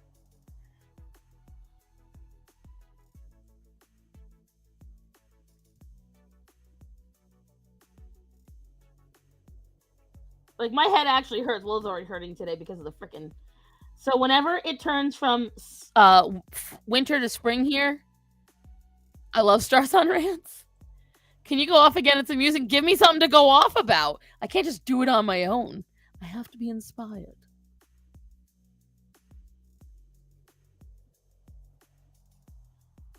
I have to have a trigger, darling. Something has to incite me. You must spark the flame. And it can't be about something I already ranted about. Like today. Miraculous rant, but I don't want to rant. I like Miraculous. I've been sitting here with the teacup since the beginning. I got research to do now and a game to play. The Ladybug Lady. Fedincus? How do you feel about Adrian being a senti monster? About the same I felt about Rose Quartz being fucking Pink Diamond. I guess it makes sense, although I will say this. Adrian being a senti monster makes far more sense than Rose being Pink Diamond, so I don't know. I mean, in some ways, I get it, and I actually had one of the creators of Miraculous answer me back on something. So Adrian may be a senti monster, but he's a completely functional human being. Rant about lowly lawyers. I don't want to talk about that motherfucker at all. The main defense being that they're not real, so they're not bad. It didn't fly with me. They are real, though. Nacho cheese and butt cakes. I'm not talking about nasty food. Sephora kids. Oh my god. Now you guys are giving me too many things to rant about. Holy shit. Take a pick. Take a pick. Should I rant about Adrian? Should I rant about Sephora kids? Should I rant about Vosh? Do I gotta? Hi, Fluffy Paws.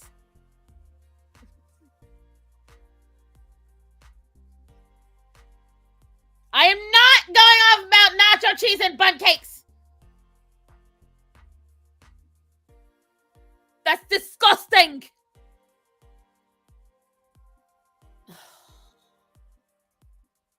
You guys want me to go off about Vosh? I'm going off at Sephora first, okay? I gotta work up to Vosh. Because I have personal beef with Vosh. It's funny you bring up Steven Universe because when someone mentions Pearl Davis, it automatically think of Pearl from SU. See, I automatically think of Pearl from SpongeBob. But cashews? Fluffy Paws, what are you doing? Butt cakes? I can't. You guys are gonna make me fall over.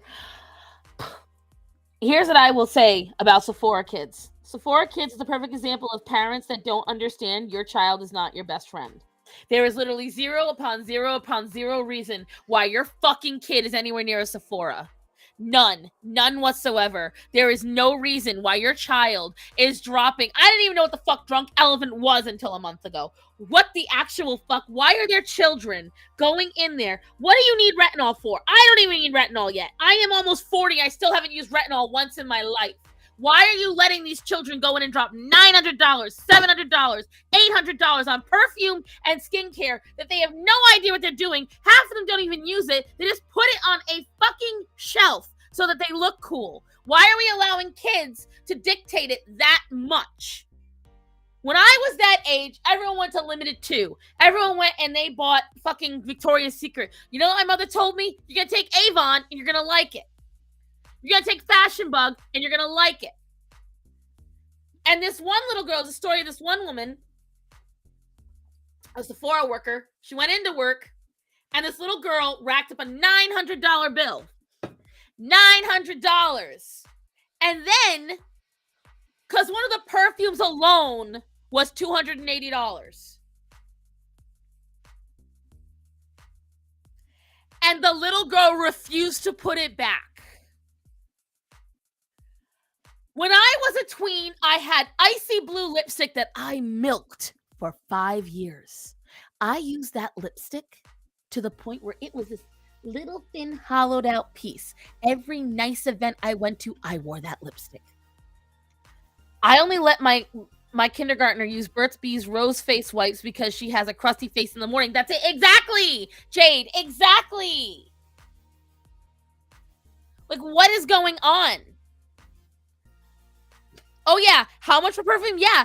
These perfumes, these expensive, big-ass designer perfumes, they cost money. Money. Which is why if you want to get a really professional one, just go through Scentbird. Seriously. Not sponsored. I would say it's their problem. It's so bad that it's spilling over to the masses now. Well, the problem is that they allow these kids to go in, right? They allow these children to go in. They allow these children, like, I personally think that there needs to be an age limit on these kind of items. Because these items can hurt a child. Okay? These items can 100% hurt a child. There's an age limit on buying cough syrup, and cough syrup is actually necessary. So why can't we do it on these chemicals that if a child puts it on their face can permanently damage their skin? Why can't we do that? I believe that if an item is over a certain amount of money, it should be age restricted. You have to have a parent buy it for you. I do believe that Sephora, unless guided by a parent, children should not be allowed in, and that you shouldn't be allowed to buy certain things for kids because it can be damaging for kids. There are video games children are allowed to buy. Children play video games. Children aren't allowed to buy plenty of stuff. Why do we stop it at skincare? These kids don't need it. They're literally going to cause permanent damage on their skin as a result of this. The most a child needs is a little bit of face wash and SPF. That's all they need. And you guys really did find one for me to rant about, you bastards. Like, there is no need for a child to be in there like that. And we allow it because Drunk Elephant and all the rest of these brands love it. They love that they are making billions. Excuse me. Not millions, billions with a B on these kids. They're not deterring it. They're encouraging it. They keep pushing these get readies with me with these influencers towards children.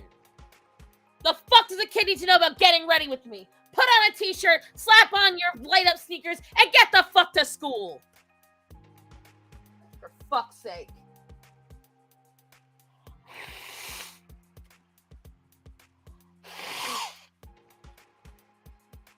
I turned 37 this year. This is the first time in my life I've even thought about getting retinol. I only just got vitamin C last month.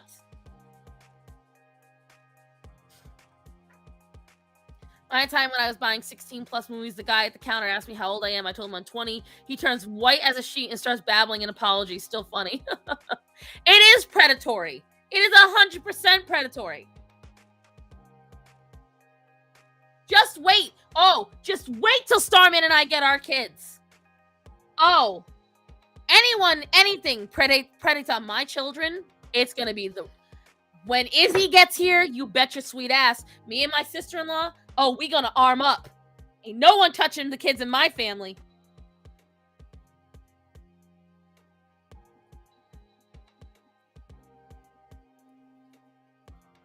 I'm tired of it. I'm tired of this iPad baby generation where these kids are more concerned about what an influencer's doing. These kids don't even know. They're like, oh, well, this is what I saw on there. Okay, and? Did you look up? Did you research what it was? Did you know why we'll go to Starbucks? Blech.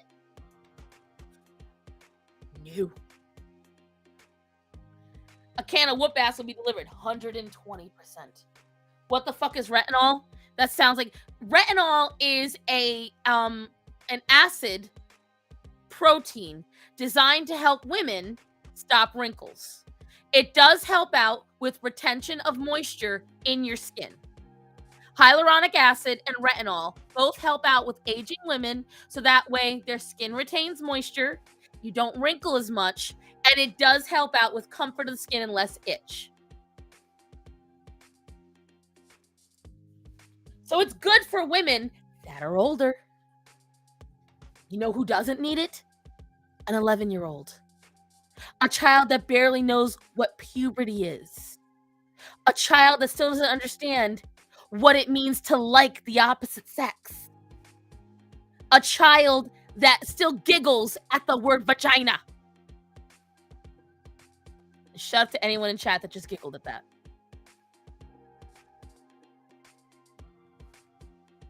I'm so tired of it, guys. I'm so tired of it. It's just another layer on making children grow up before they need to. Kids aren't allowed to go through their ugly phase anymore. Kids aren't allowed to learn about themselves and to experiment and feel uncomfortable anymore. I'm 33 and I giggle at vagina. The cave of wonders. I am so worried for about 99% of Gen Alpha.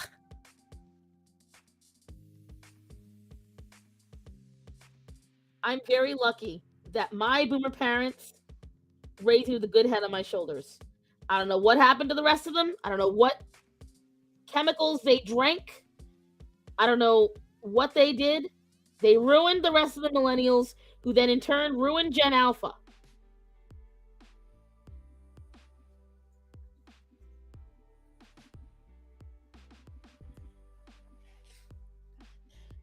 Tunnel of love.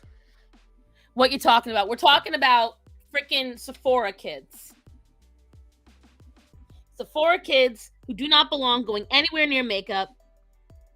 They do not belong going anywhere near the kind of shit that requires $800 bills for things that they're probably never going to use. Like, that's what bothers me the most. I wouldn't mind if these little girls were actually going to use these items, but they're not. They put chemicals in the water to turn the friggin' frogs gay. Yo, speaking of, have you guys heard about the fluoride shit, right?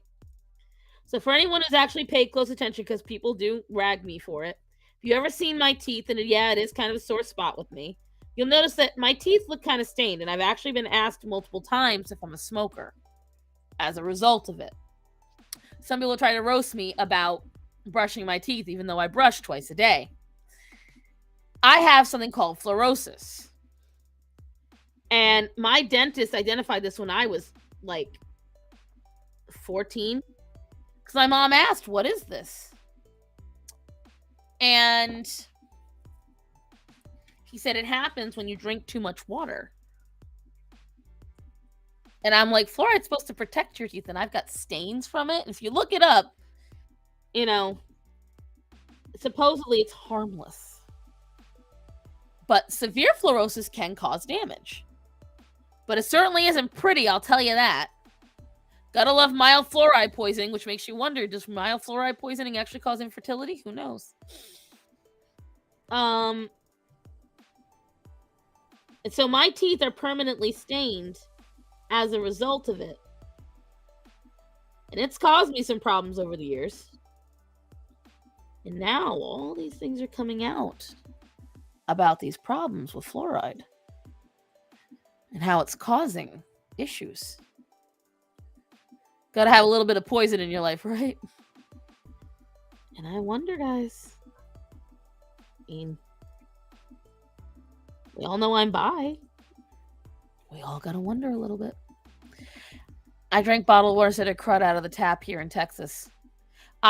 So the tap water in Rhode Island was very good. Like, it was really good quality water, but they always put fluoride in it. My throat's getting sore from all the ranting that I'm doing.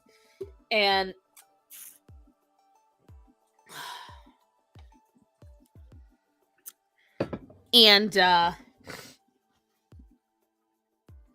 I drink water like a fish. I always have. I'm just a bad lesbian, right? Yes, we know you're half gay. Maybe I didn't drink enough fluoride. If I'd only drank more, I would be full gay. But it makes you wonder. It does make you wonder.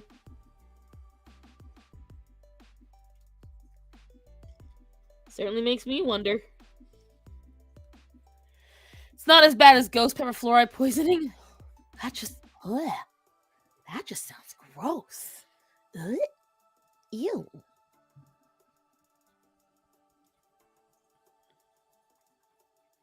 But I'll tell you what. It's definitely something I'm not happy about. Man, look at how much more I have to go. I mean, I'm going to be so proud when this is done, but it still hurts. I've been wondering if it's a mix of the microplastics from the food packaging and the artificial preservatives from all the processed food since the 60s. Maybe. Use your whole ass. I might take out half the country if I did that, emo. I got a big ass. I got a big old butt. As for my views on Vosh, that little delight. As you guys know, back in the day, if some of you have been following me for a long time, or if you're a follower of Gothic, you'll know that Vosh came for our girl. When confronted, he pussied out. I've been wondering if to mix. Oh no, a dentist just prescribed me an extra strength fluoride protein. Ooh, yikes on bikes. He is. Oh, he has stated that in the past, he judged people who watched lowly, but now, it's not the same anymore, guys. Who hasn't wanked one out? So he came. They were at an event, both he and Gothics. And when someone confronted him about her, he waffled. I didn't say it was Christian. I think it was Christian that confronted him, because Christian got balls of steel. Oh, I know about. Oh yeah, we're getting there, Silvar. We're getting there. So he tried to tell, and then at one point, this is when I was her assistant, he got dragged in on a conversation. Do you guys remember who here is an OG Gothics follower and remembers the corn guy that led this campaign against Gothics back in the day? It was the corn guy, Vosh, and Hunter Avalon, right?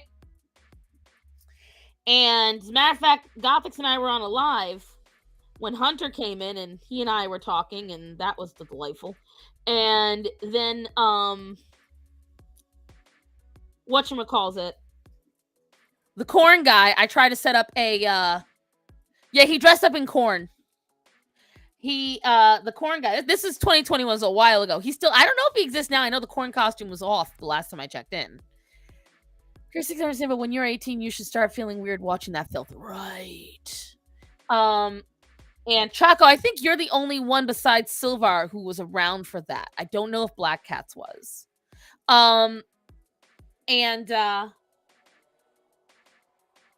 With the corn guy, he tried to get Vosh involved, so I tried to facilitate that, and pretty much he and Vosh trash talked me and Gothics. They started saying I was this paid for shill, that Gothics had no friends, and that I probably wasn't even real, that I was actually Gothics pretending. Spencer, did you hear the lore? I wasn't active, really. I don't think so. We all know Bubs doesn't exist. Bub isn't here. I'm only talking about who's in the chat. There's others that were here, but they're not here right now. And whatchamacallit, with that, so that was my first true introduction to Vosh, and I have disliked him ever since. And I've heard whispers about the things he'd done, like how he showed up naked on a stream, him and his wife. And I can tell you from what I've seen, no wonder he wants to be a horse, because what he's got, let's just say he keeps the beard on because he's got to compensate somewhere. I have no idea what Corn Guy is, but I don't like him. I remember Hunter said you jumped on the convo between... No, he jumped in the convo with... Right. Yes. Chris. Yes, Chris. I knew of Vosh. I didn't know Vosh. Get some aloe for that burn. Yeah, I've listened to Short Fat Otaku once in a while, and so when I saw that, because that was a thing we all, you know, mocked him for a while, and he a little pony. Yeah, he is Shetland. Yeah, micro pony. Then Hunter getting mad at chat for calling him out. Right. Oh yeah, they called him out hard. Because she was on a debate once with Destiny and Hunter and a couple of the people. And the thing is, we all know Gothics has spoken. She's not really good at... She has to have time to absorb information and analyze it and look it over and formulate an opinion. She is not good at on the spot. And that's just some people are not. That's just the way it is. Some people are not good at that. Okay, now don't insult the Shetlands. You're right. That's an insult to Shetlands. Well, on part of that lowly CP that he had, he also had AP,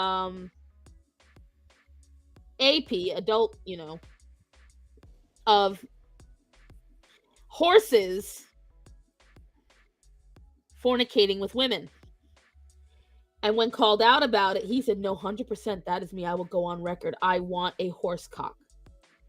I want the stallion energy. I want to F bees with my horse cock. And I'm like, what? And yet he says he's an intellectual. And I'm like, sir, that's called mental illness. You were calling him stupid.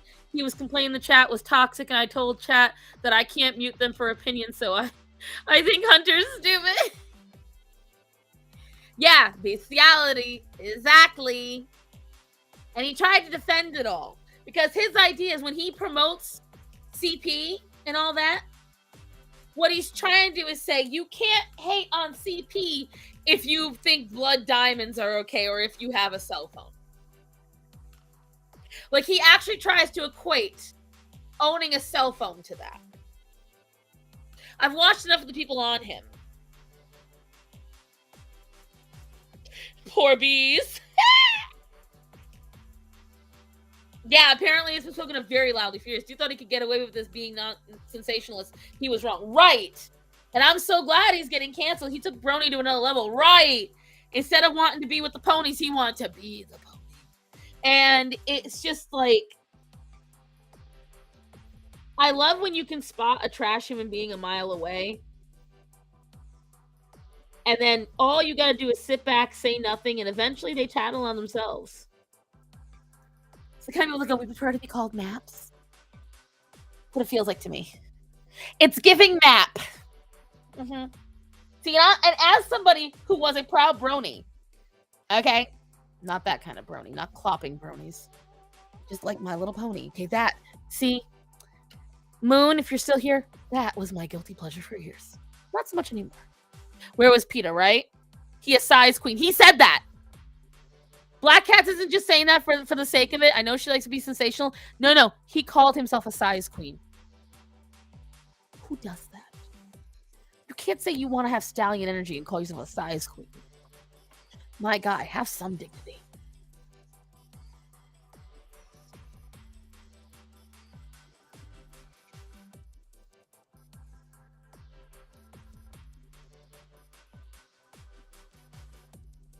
And see, the thing is, I don't care how unchristian it is. There's certain people I just don't care. We're a sane MLP fan. Hunty, this better be direct. You know I don't like that. Let me see. DMs where, babes?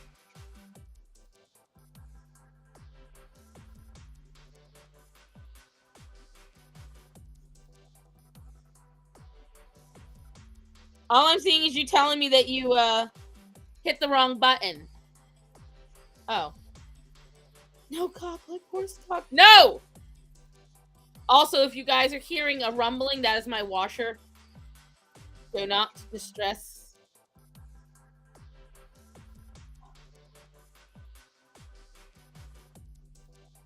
Do not distress it.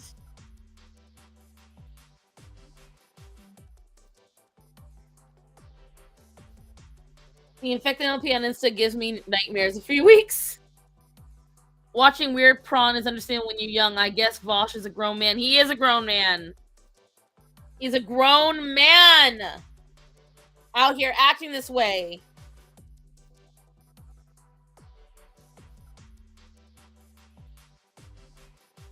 Like, I just don't understand it, guys. I really don't. He's just the right kinds of body that F's with people. Ugh. See, I just avoid it at all costs. Like, people ask me why I don't watch horror and things like that. That's why, because I'm really good at maintaining my mental health. That being said, I hate using these words. By not absorbing them all the time, but also not having a warning, I can handle when I get triggered. It's when I absorb it all the time, it doesn't do good for me. Doing bad stuff to critters makes... Yes. On his work computer, there's no way he didn't do it on purpose. He claims now he did it on purpose to create the conversation. That's how he puts it. But I do be keeping up with some of them because of stories. I love MLP. I hate they really fumbled Gen 5. As far as I know, the season ended. I have not taken the chance to go and watch it because they had such promise with the movie. The movie looks so good, and he did such a good job with the songs. And now, I don't know. Like, they went too childish. One of the allures of Friendship is Magic is that it wasn't childish. It didn't talk down to its audience. It allowed for themes that were digestible for kids but important, and it sucks. I mean, not that I don't know how badly it sucks, but I know that it sucks that this was an issue.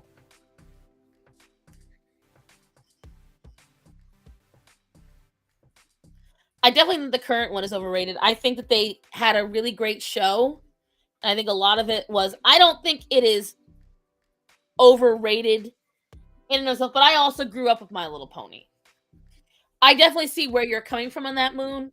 And the problem is that, one, when they got rid of Faust, a lot of the magic came out of it. And then they made it go too long. I think there was a lot of things they did that were great, a lot of things that were not so great. I haven't kept with MLP since season 4 of Friendship is Magic. There is great elements and there's terrible elements, and there's a lot they could have cut out. Never had it on the channels I had. Again, it's a fun show, and I do think if you've never seen it, if you enjoy cartoons, go ahead and watch it. That being said, they made mistakes. They made a big mistake with the movie. And they fumbled the ball with Equestria Girls because there was a lot they could have really done with Equestria Girls, and they didn't. I had Netflix, and so whenever my cousin was over, that's what we were watching. The music is good. There is some music that's trash, and there's some music that's great. That very much does depend on which season and which episode.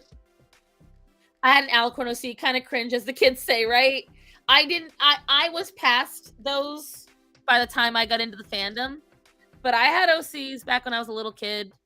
I had, back when I was little, I had a Pokemon OC. I had a Gargoyles OC. My throat's starting to get sore. I went too crazy today. You guys had me going nuts today. I was shouting out. I think I had a Sonic OC. I never drew them. I had them in my head.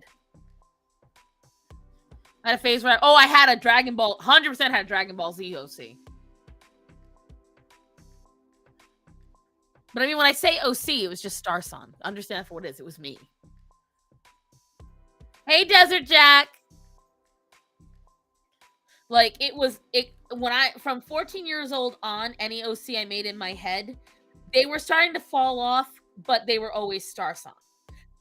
14 is when I made the DBZ OC in my head. I had it like from pretty much when I was 9 years old all the way up until essentially 20. I had a continuous ongoing story in my head. Starson, you got to watch the 3 seasons of Black Butler.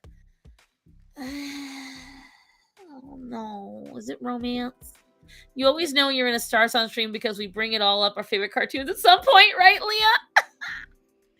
That's so true. Hey, listen, I know what I like. I knows what I like. And a self-insert, right? That's the right way to put it. Self-insert. And it was essentially I would try to find some way to insert it in, and then for a short amount of time, because I read the Anita Blake the Anita Blake books. I started reading Anita Blake when I was 17. So for a very short amount of time, in my head, I inserted myself into the Anita Blake universe. And that was around the time I got introduced to actual fan fiction. And I was so disgusted by it, I stopped. Like, around that time is when I stopped. Is Dean take care of a spoiled brat, basically? I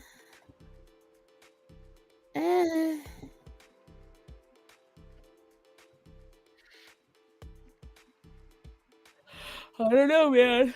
Oh, I'm getting tired. But see, again, like, for me, and this is where people don't like that I say it. If your fanfic was just for you and just for fun, you wouldn't post it.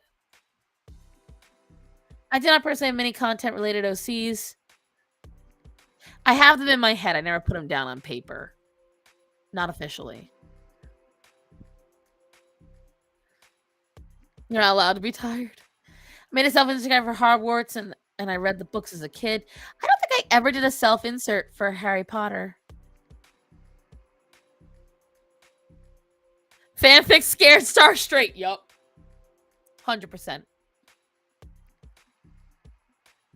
Choco, I will take the wrench away. Out here spreading those lies. Like, for me, though, in my opinion, if you make fan art, fan fiction, and everyone's like, well, I do it just because, it helps me practice, and I do it just because, I do it for myself because I love the fan art. That, all right, why are you posting it then? That's my biggest complaint. If that's the case, then why are you posting it? If it was truly just for you, you wouldn't put it anywhere.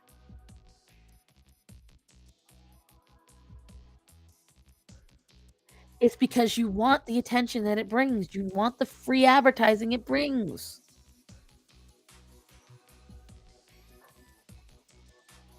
You wouldn't feel threatened by lies. Lady doth protest. I feel threatened by you. But that's why, like, for me, I wish more people were honest that, yeah, they just do it because they know it's easy. They do it because they know it gets them clicks. Because the thing is, if they only cared about a certain fandom, then they wouldn't switch it every few years to what was more popular. They wouldn't switch it to like, oh, you know, I did Inuyasha for years, but you know what? Now I want to do SAO. You know, I did SAO for years, but now I'm doing Genshin Impact. You know, I did Genshin Impact, but now I'm doing Hazbin Hotel. Why are you only following what becomes popular? My Discord name says it all.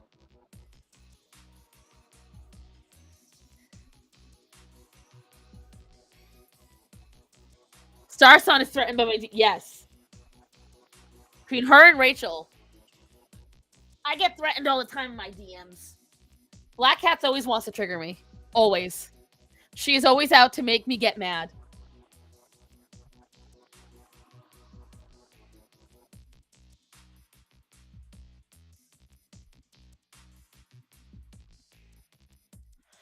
Frank, some fans use some characters better than the official brand. Even if that's the case, I feel like it's still, to me, it's still disrespecting.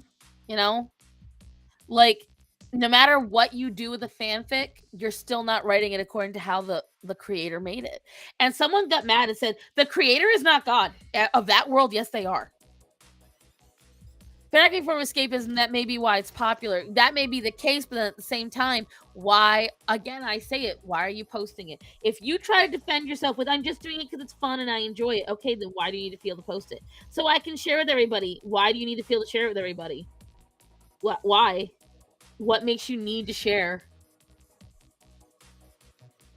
You know why, but you don't want to say. That's why I hate blackwashing, exactly. I like trying to keep characters close to canon, but they don't. That's the thing, because like no matter what, at the end of the day, a lot of people are going to insert their own fantasies into it. Like, especially like, okay, Hazbin Hotel is the most recent one. Whenever I see art of Charlie and Alistair, I cringe. Because even in the show, Alistair very clearly stated he sees, if anything, whether or not he was antagonizing Lucifer, he sees her as a daughter. He literally, word for word, I see you like a daughter I've spawned. People still don't want to hear it. People are still like, oh, that's only because of this. He definitely, you can see the sexual tension. At that point, if you keep doing it, it means that you find the idea of it hot. This kind of thing is if somebody says is strong at writing, they should make their own characters. The story will carry itself. Thank you. That's what I was saying. Because if you, this is what I said. If you feel you can do fan art so well, and like Quiet Chris had said, oh, well, they do better with those characters. If that's the case, make your own. Why are you being weird? If you want to write so bad, I'm bad at story making, so then go to someone that sells characters. This is a thing, okay? This is an actual thing you can go and do. You can go on to Etsy. People sell worlds. They sell characters with full backgrounds, designs, and everything. Go on to DeviantArt. Go on to Instagram. You can literally buy the license for entire worlds, and then you can write to your heart's content.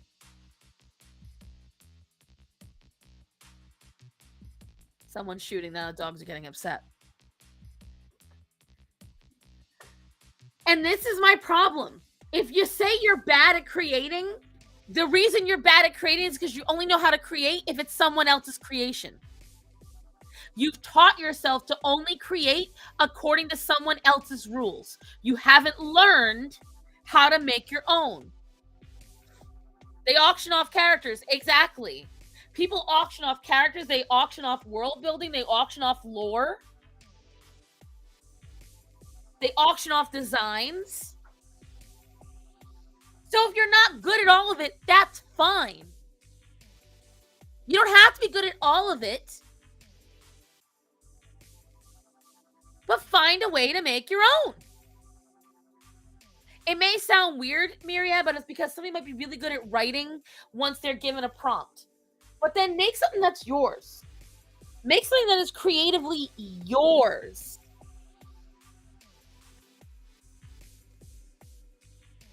is a problem I see constantly. And like the other day, me, Starman, and my brother actually got into a massive fight. A fight. I'm not joking. Over James Cameron and J.R. Tolkien. Because I said both are creative geniuses. However, Tolkien is better at writing lore and writing the story. Cameron is better at creating a world and writing actual species and designing them. My husband and brother got very mad at me.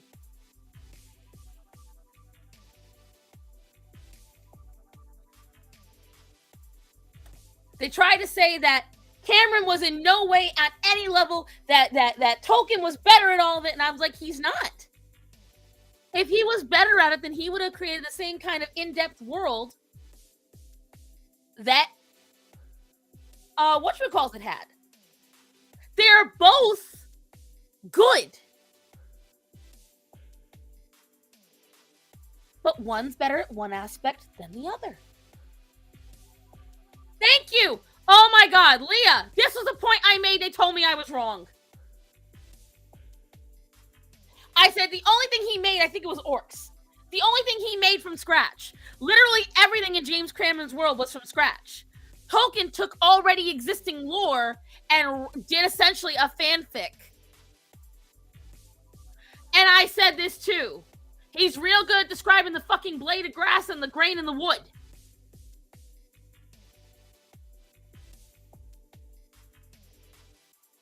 He took forever to build his world, would not finish, but for C.S. Lewis. Exactly! I tried to explain this to them, and both of them were mad at me. They were mad at me over this. Alright. Because they both told me I am wrong. How am I wrong? Because a lot of what I said is what people in this chat are saying. Yes, he did write the screenplay. And here's what I will say. James Cameron is not as strong on the stories.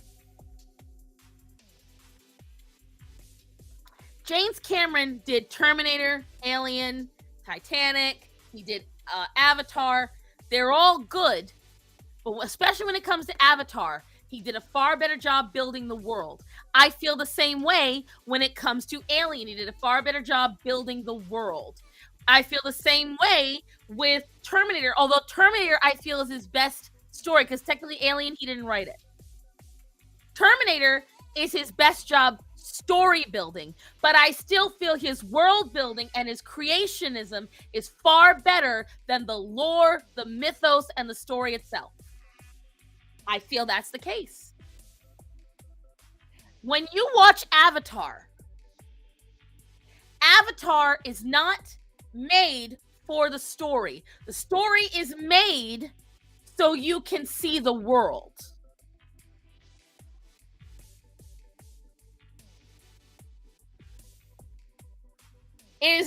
And I disagree. There are elements that are similar, but at that time, you could literally sit there and say that every show is like that. Then you can find the similarities between any of them, but I am running out of steam, so I can't go on how I did, because it was a 2-hour argument. My brother and husband and I had 2-hour argument. It was supposed to be a 10-minute conversation, 2 hours, guys. Starman and I got in a fight over it. Like, we didn't talk for a solid 30 minutes.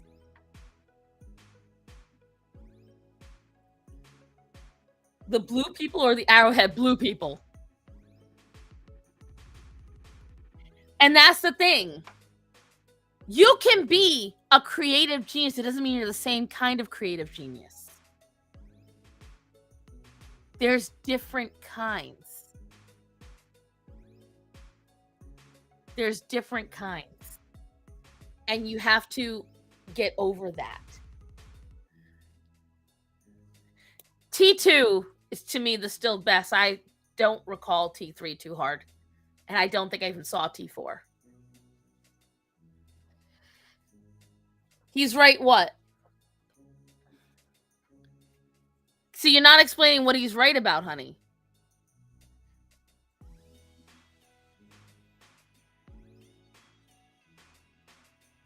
I love that people can write about shit. Yeah, we can argue about anything in my family.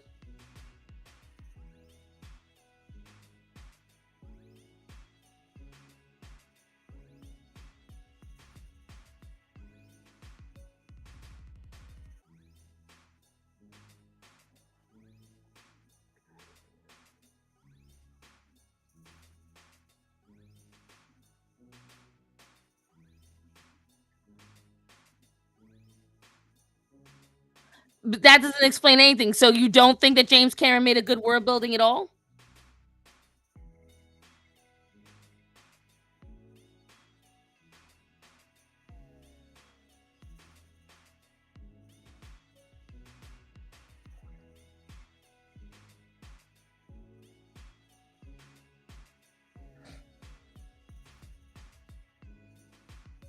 Now they're arguing the kind of stuff that only time when they were a fight in 10 years. No, I mean, if you're, I can never say we don't fight because obviously we're a married couple. Married couples fight. Although I can't remember most of the fights we have because they're dumb. And usually we get over them like in the middle of the fight itself. Avatar sucked, but that's a personal opinion. That's not an inherent fact. That's a personal opinion. He's good at character provided it's central around character. He's good at love stories. He is good at love stories. I would say, for me, Cameron just isn't a story builder.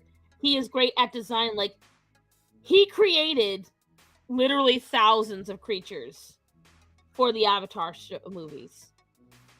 He built entire worlds, entire ecosystems, did a fantastic job doing that.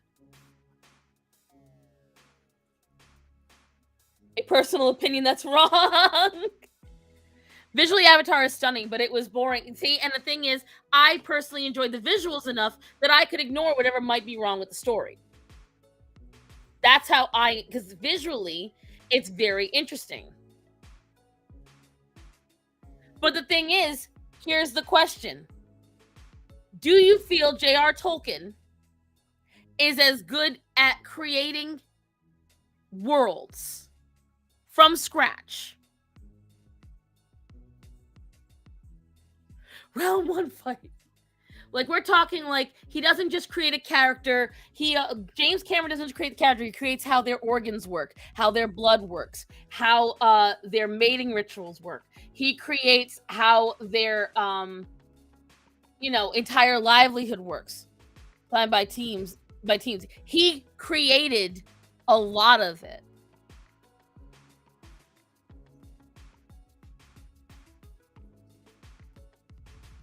So in what way has J.R. Tolkien done exactly the same thing that Cameron's done? Because that's what I'm trying to say. If I'm going to go for story... No, I've never read Silmarillion. If I'm going to go for story, just story, where it's a compelling story, and it's got good lore and good mythos, I'm going for Tolkien every time. Yeah, that's what I'm saying. If I'm going for that, I can't say that, honey. If I'm going for that, that's Tolkien every time. But if I'm going for creating an actual planet, an actual world, building the structure, building the actual science behind it, I'm not going to Tolkien. That's not his bag. And there's nothing wrong with that. There's literally nothing wrong with saying that. Mortal Kombat would be actually good. I'm tired of Mortal Kombat remakes. Go and read it. Well, what's it about? Because I have a hard time getting through Tolkien as it is. And I enjoy myth and fantasy.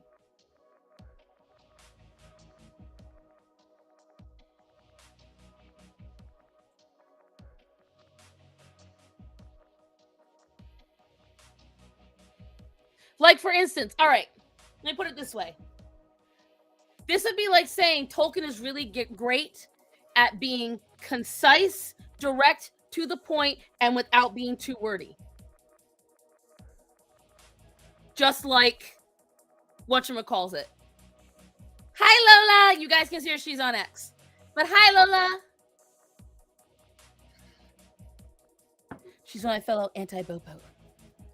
Peter Jackson made Tolkien a household name. Fight me. I don't agree, because he was well-known before then. It's the Bible of Middle-earth. But again, that's not science! Sylvar, you just proved my point. You just proved me right. That is a Bible. That is a lore. That is the history. That is again, that's building a religion. That's building mythos. That's not building science.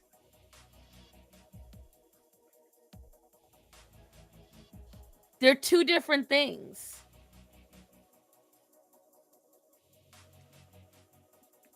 That's what I'm trying to say. Knowing about the history of the elves and the dwarves and how the ring was made is not the same thing as building actual beings. Movies suck these days. That is 100% fact. Yeah, he's a linguist. 100%. James Cameron did not invent the language of the Na'vi. He had to hire a linguistics expert. He goes into the history of how they get along. He didn't go into the history of how they evolved. There's a difference.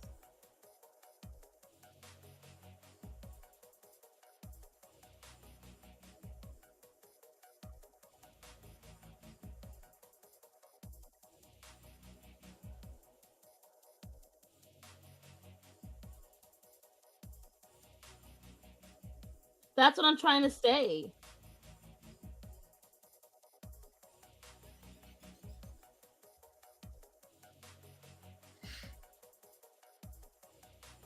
Yes, they're societies. Again, you're still proving my point, Sylvar. He knew how to write the mythos, the religion, the society, the emotional part, the political part, the story part. That is where Tolkien reigns supreme. And nobody can say otherwise. You cannot say that James Cameron's Avatar is as compelling a story as The Lord of the Rings. That will be 100% lie. Star Sans Galaxy, yeah. All I know is the guy's name is Bilbo. Right. Princess of Mars, I don't know it.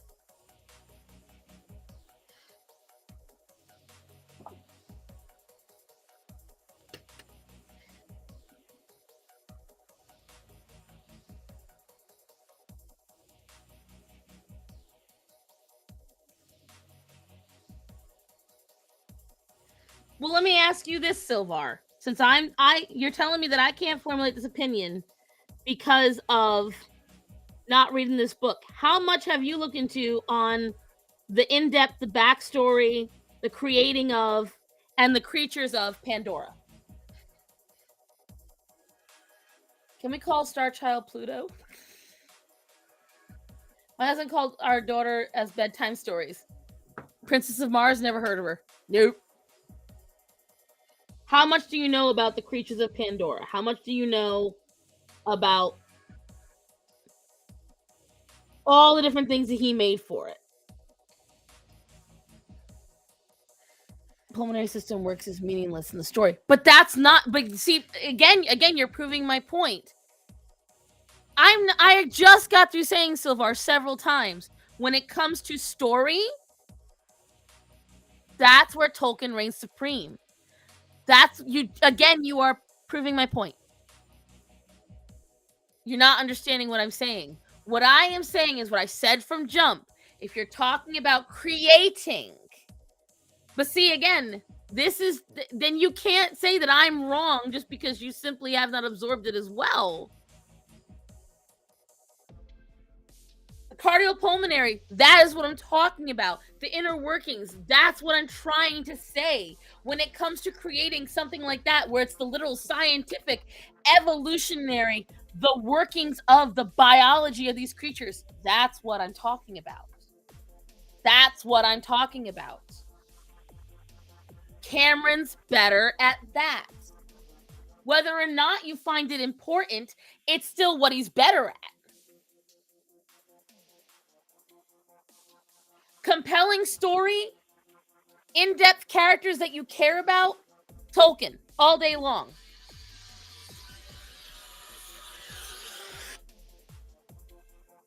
That's what I'm trying. High prismatics. And that's what I've been trying to say, and I think you're finally getting what I'm saying. But again, that's your opinion on it. Whether or not you like the designs is irrelevant.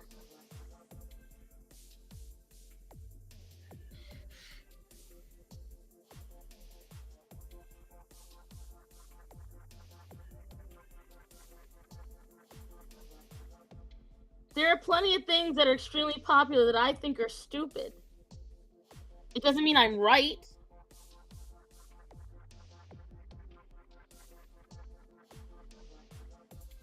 Evangelion is one of the most popular animes of all time. I hate it. I think it is retarded. I don't know why it got made.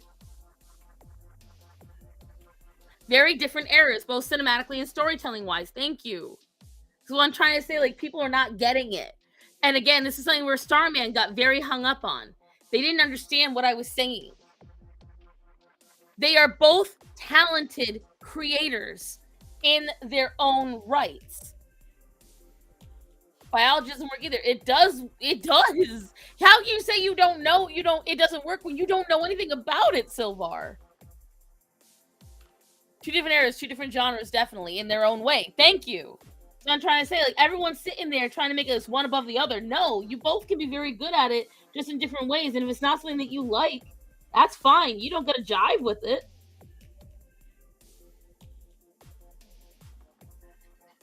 Rose dropping the heart of the ocean into the sea was dumb. Yeah.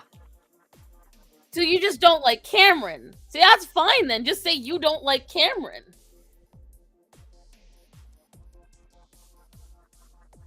But it's like, oh, what's his name? Who's the guy that did Kill Bill and Django Unchained? Who's that asshole? Anything by Spike Lee and him, I think they're shit. I mean, they're terrible. Everyone loves these films. They're dumb.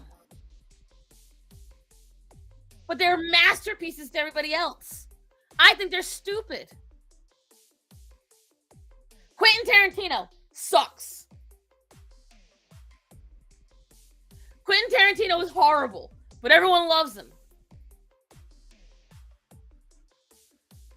Just saying nothing beats Legolas.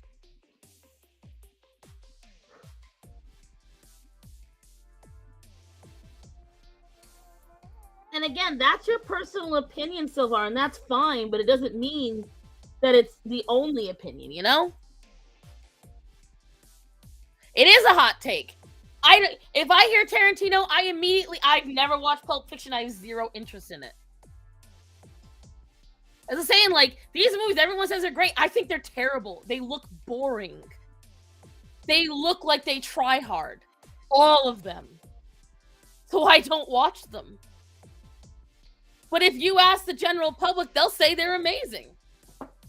I watched one of his original films, the one where they were all vampires. And it had, oh god, Tarantino and, shit. I can see his face. Selma Hayek was in it. It was dumb as hell. I hated that movie.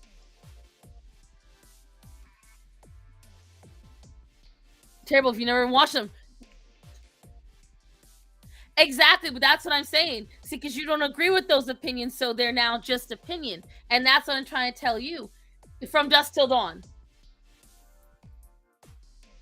I understand that you may not like it. Doesn't mean that I'm right or I'm wrong. It just means you don't like Cameron. The snake dance was the only good part. But it was like the entire beginning with the whole murder and kidnapping. It was disgusting. It was gross, and I did not enjoy it.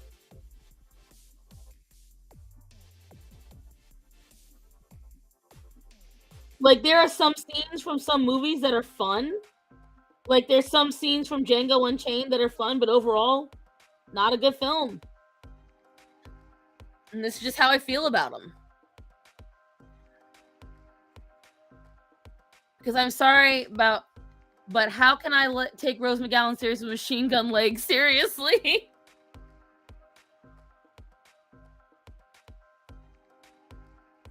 I'd rather Rob Zombie movies. I think I've only seen one Rob Zombie film.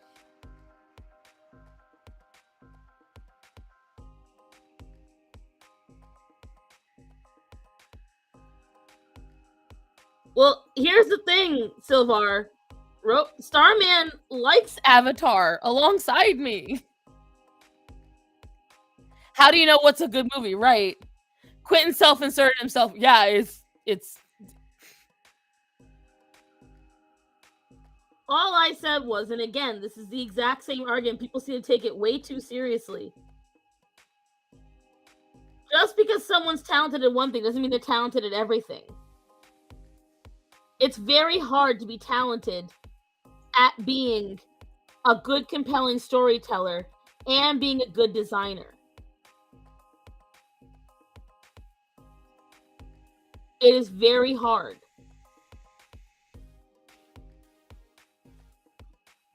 It is very hard to be a good storyteller and be able to be concise and quick and what's the word I'm looking for? Succinct in what you want to convey. You're going to fail in some aspects. I know, for instance, my characters have their flaws. One of the reasons why I don't release anything about them, because I know I have a lot of flaws in my story. There's no need for that. So I just present the characters themselves and I keep the story right in here. Because I know it's not good enough to be released out into there. Take it from my husband. Some people just like something because they see themselves in the character. That tells me nothing. Right. Some movies are objectively terrible, like The Amazing Bulk. So, these sound... Spider-Boy No Way Home, every Asylum film, these sound like bad prawns.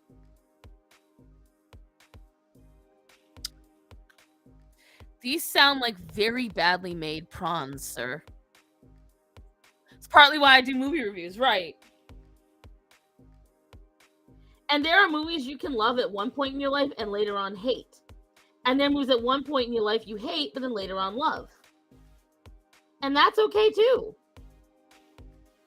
Rob Zombie's Monsters film was terrible. He blew the entire budget on scenes and locations and cast his wife and friends. The only saving grace was the guy who played Grandpa. I never saw that film. You can pick a talented writer to compare to Tolkien, like Lewis Chesterton. But again, I'm not comparing to Tolkien's writing. See, again, I've said that from the get-go. I'm not comparing to Tolkien's writing. Because Cameron can't compare to Tolkien's writing. He just can't. In terms of mythos, story building, and creating compelling characters that you want to love, Tolkien's far better in every aspect. And I said that. And I haven't read any books from those others because I just haven't. So how about the Mets? What about the Monsters? I see again, and this is, didn't that come out recently though, guys? When did that Monsters movie come out? But I'm bored. You also can't compare writing a classic to a movie. Exactly. And I wasn't. I was comparing in terms of creativity.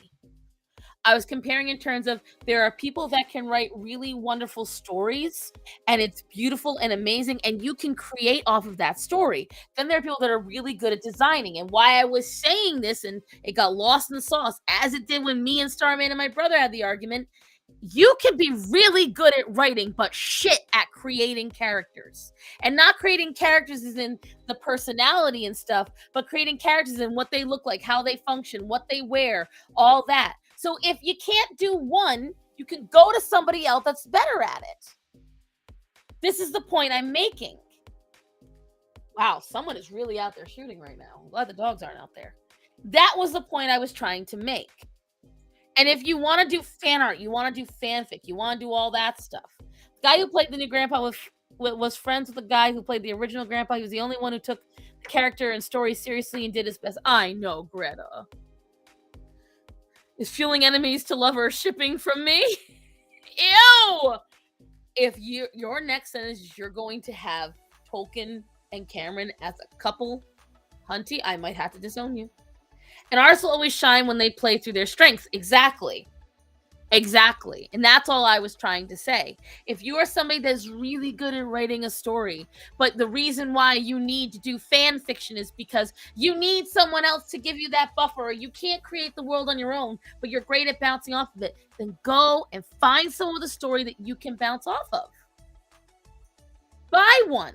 There are people that make these and sell them. World building is part of writing. Most of what you praised Cameron for was done by teams creating the world.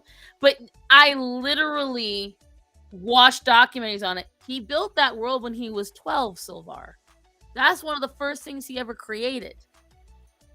He's a whole drawing based on it. He came up with it in a dream, and he's been trying to make it for years, decades.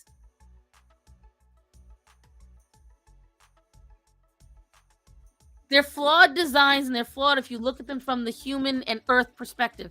Hunty's from her disowned since the beginning. Why was she in the grace level? Damn, Liko.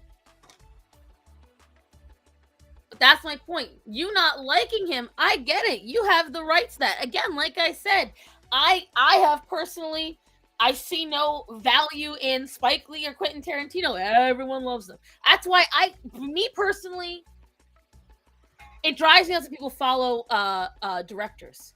Oh, if they direct that, I'm gonna watch it. Why? It doesn't mean they're gonna be. Yes, good directors exist, but good directors can make bad films. And there's a lot of people they know the whole story behind these people, and I'm like, why? Why do I need to know about this director?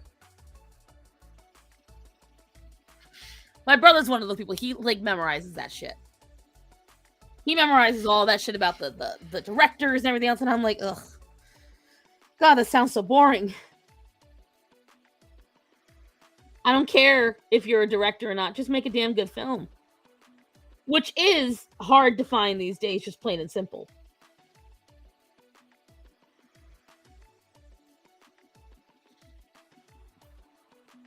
That's just a difficult thing to find.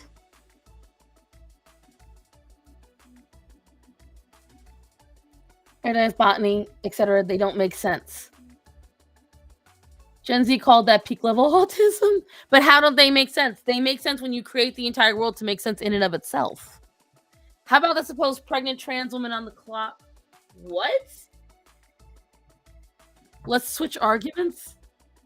I have no idea what this is about. You know me after 40. It's not directors that are shit. It's the fanfic writers they're hiring that suck. Facts.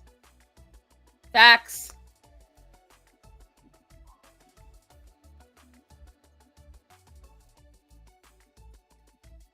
I personally miss having fun at the theater.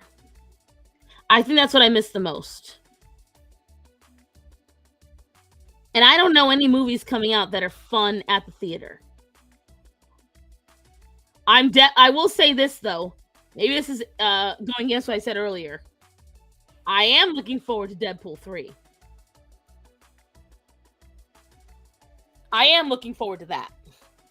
Ryan Reynolds very rarely serves anyone wrong.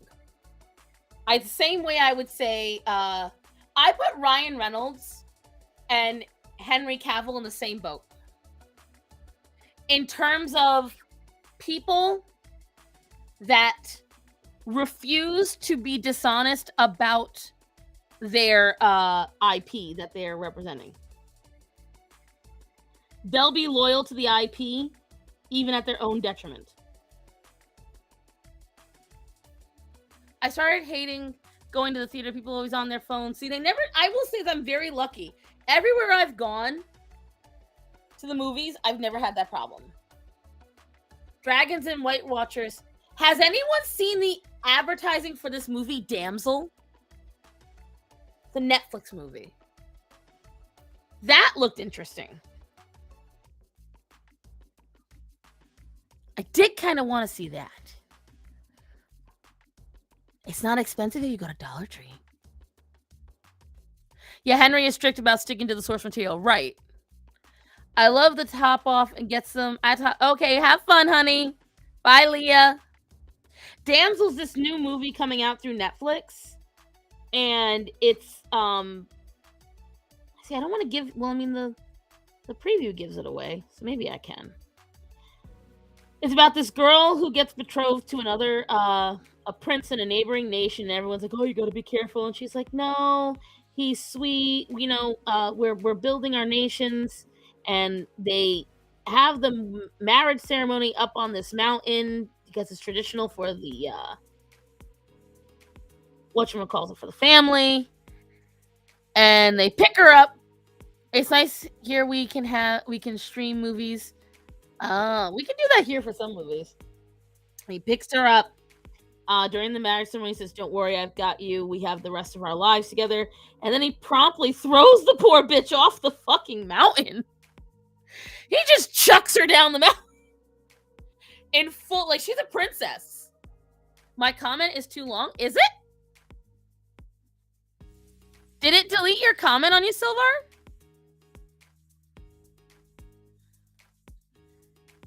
It's a very recent trailer. Like, it just came out, I think, the other day. And when she gets down there, she sees all this claw marks because she survives the fall somehow. Okay? It's a long fall. It's like a 50-foot drop, 60-foot drop, maybe more. Never mind, I have seen the trailer. Right. She gets down there and she sees these skeletons all over, and there's dresses very similar to what the one she's wearing, and apparently she's damsel. Yeah, just like that, Chaco, damsel. And there's this dragon. It looks, has a red bar next to it. Try copy the whole comment, Silvar, and then what you do is paste it somewhere else, and then try to cut it in half. You may now eat the bride!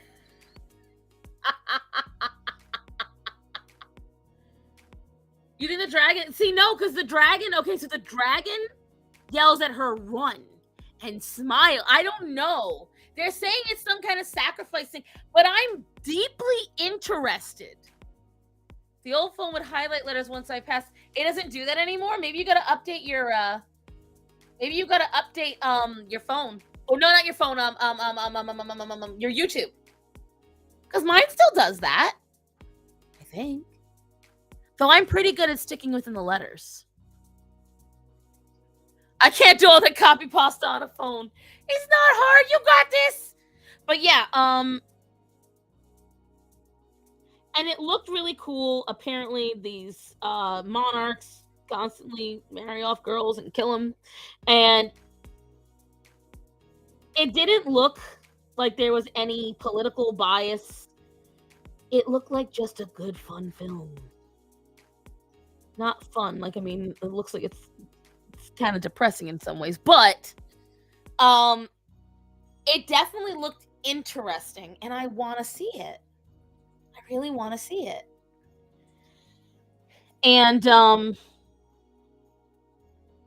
like, I sat there, I said to myself, all right, I have Netflix because I have it through T-Mobile.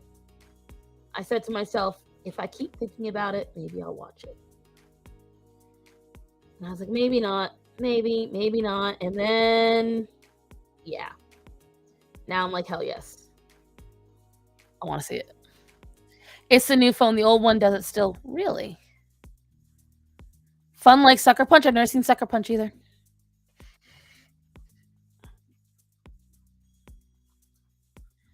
I told you, I'm particular.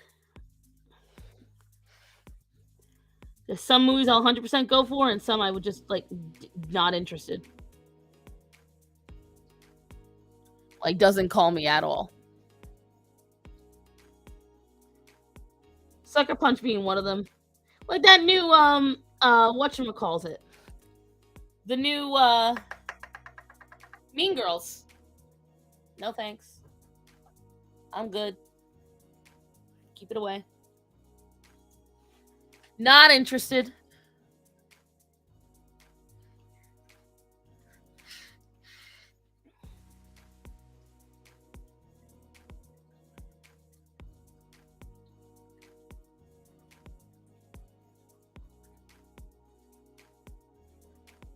Hold on, I gotta get the details of this damn mushroom right.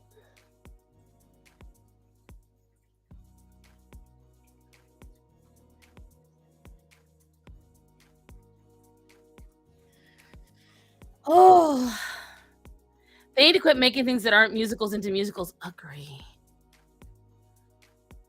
I want to see The Boy and the Heron. I do too. I was supposed to go see it in theaters with a friend. The fact that they remade Mean Girls. I mean, granted, I get it. It's 20 years old, but it did not need it.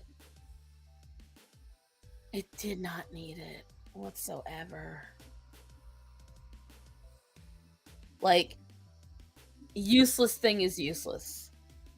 It's the best way to describe it. So useless.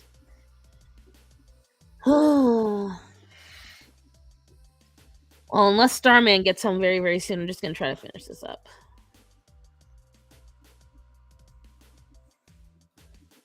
He had to run errands today.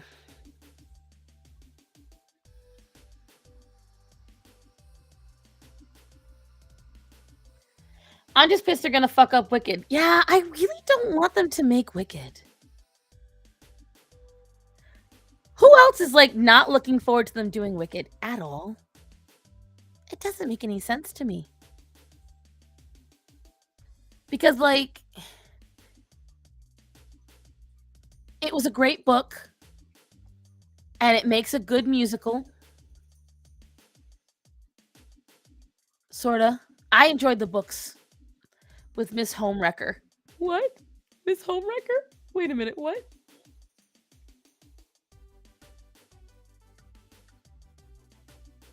What am I missing here?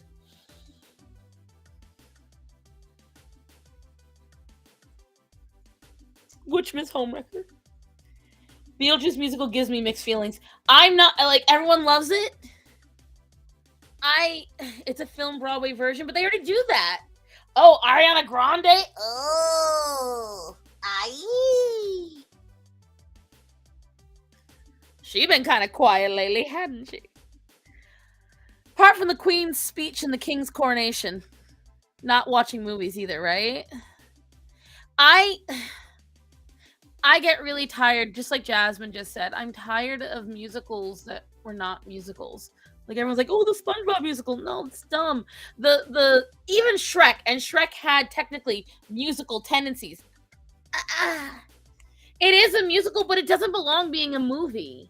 It just doesn't, Fluffy Paws. It really doesn't. It doesn't work. And the thing is, like, the producers came really close to being cringe in terms of making a musical a movie. I enjoy them, the producers, but the problem is with what makes a play so wonderful is how it plays out on stage. You require the audience to make certain parts good. To be frank, I think Ariana will do a good job. She can play ditzy stupid. Yeah, I mean, it's real life. Sweeney Todd movie was mad. Yeah, like, people went nuts over it, and I was like, it's okay. And whatchamacallit, with what was I saying? Shit. Chocolate made me lose my train of thought.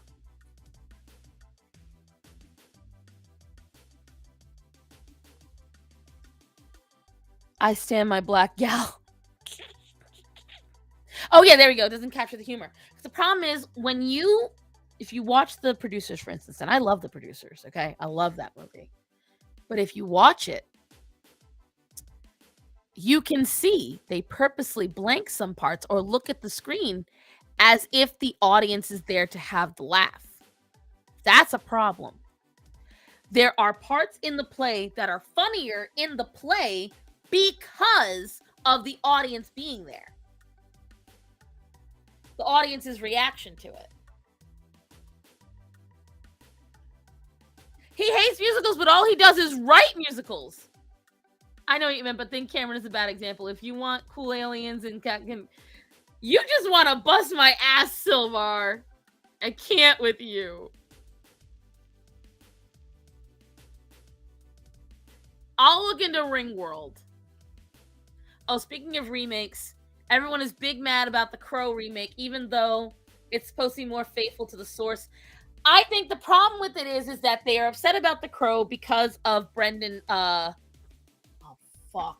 I can't think of his last name right now. You know what I'm talking about? Brendan Lee, because he got killed on set. All of that, because Starman, one of his favorite movies, is The Crow. I think, again, my personal opinion, I think Hollywood should just step away from remakes. I think if they had, I think the biggest problem, actually, Chris, I think the biggest problem overall is that if they did it and there wasn't a lot of remakes already flooding Hollywood, I don't think it'd be as bad. But the problem is all of Hollywood is remakes right now. All of it. Nothing is just original new content. It's check out this remake. Oh, look what we're bringing back. Oh, look what we're doing again. And this is the problem that you're having. Is no, just your shoes. Don't enter. I don't enter the outdoor. Bite me. And so the problem is you've got a lot of people that all they know in Hollywood right now is how to redo something that's already been done. Those photos make it look god. Is it that bad? I haven't seen any. I know that Starman's not going to be happy about it. Like, my brother loves Venom, and he wouldn't watch the second one yet. Creativity has died. Exactly. And I don't care what anyone says. I point directly to the absolute, like, rising of fan art, fan fiction, headcanon, all this shit. Because since the 90s, it's when it's really taken off, right? Actually, I would say the 80s. 80s is when it really became a thing, you know? When, like, the dawn of tabletop gaming and video games and stuff and self-insertion really became bigger, you know? And then into the 90s with the dawn of the internet and people sharing it. So you got to realize a lot of the kids and teens from those generations are now the ones flooding Hollywood. And they're the ones calling the shots. And there's enough of them now. They all went to Caltech. They all went to RISD. They all went to the junior Disney colleges. And now, I want to hug Venom and Venom 2. I have not seen it. My brother said he wanted to. He bought it on DVD and still hasn't done it. Tim Burton is too theatrical. Right. Like, his movie was weird. His Batman was weird because he made it too much like it was fucking Nightmare Before Christmas 2. Like, he wrote it way too... Coming from me, he wrote it too romancy. He wrote it too much like a romance. Because at the heart of everything that Tim Burton makes is romance. I think there will be a renaissance of indie studios. Yes. Maybe it's The Crow 5. Maybe it was The Crow 5, but it was supposed to be Eric Draven in a reboot, and he's all tatted up. Well, Dan, theatrical made it good, quite stylized. Wrote it like they're on stage, exactly. That's what I'm looking forward to with the indies. We need something. I don't know what, guys. I can't even begin to describe what we need. I think we just need more people that are willing to take risks. We need more people that are willing to not make the next superhero film. We need people that are more willing to write a good rom-com. We need more people who are willing to... George Clooney. There you go. Danny DeVito made a great Penguin, though. Like, he really made a great Penguin. Like, he fit the bill.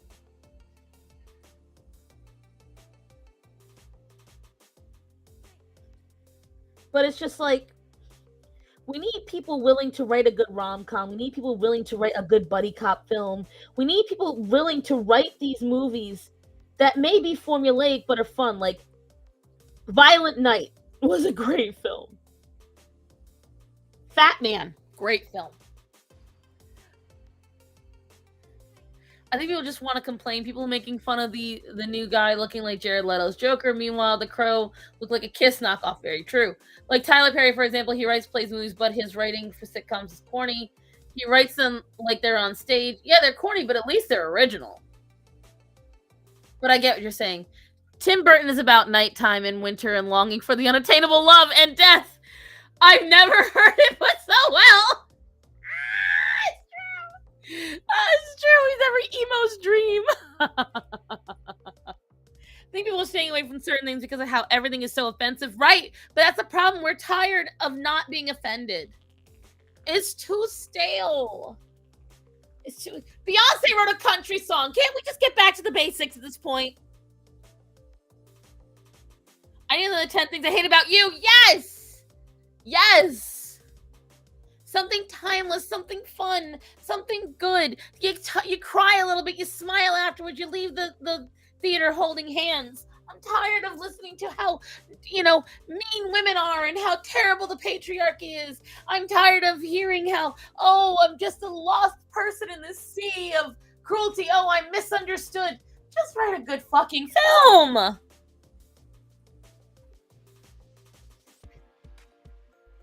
Being innovative in art is hard because corporations, right? But the thing is, Has Been Hotel, for all of its faults, proves that that is no longer the case, Linda. Has Been Hotel proves that now you can do what you want and you don't have to have the corporation because she's doing hell of a boss all on her own. Look at Lackadaisy. Lackadaisy's animation is fucking butter. I watched that chess animation I don't know how many times. Suicide Squad was in the middle of like the height of the decline, I think. Wish was such a disappointment. Exactly. Disney needs to get back to their basics, especially because Disney had a proper Disney story in Wish. That's what you guys understand. There was a real story in Wish. Had it. They cut it. There was a romance. There was a evil couple. Oh, they had it all. And they cut it.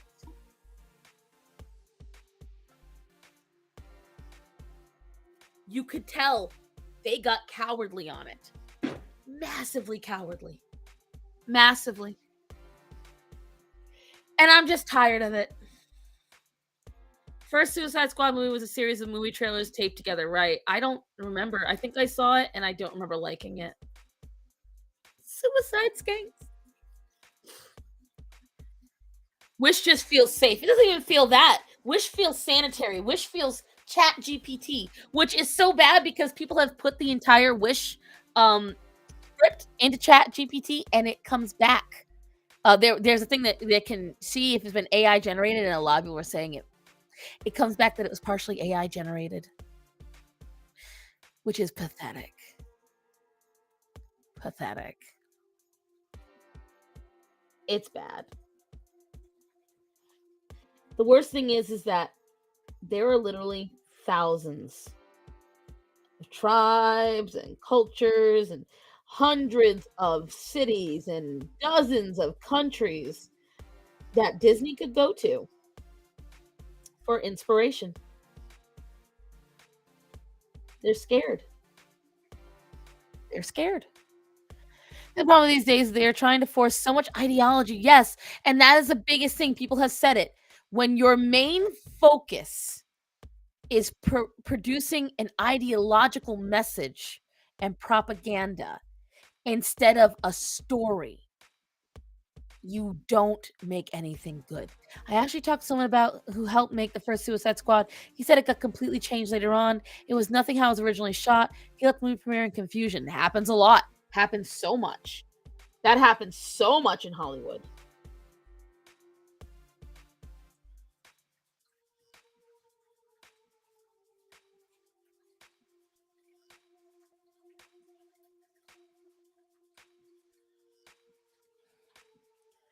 I believe it. That happens a lot.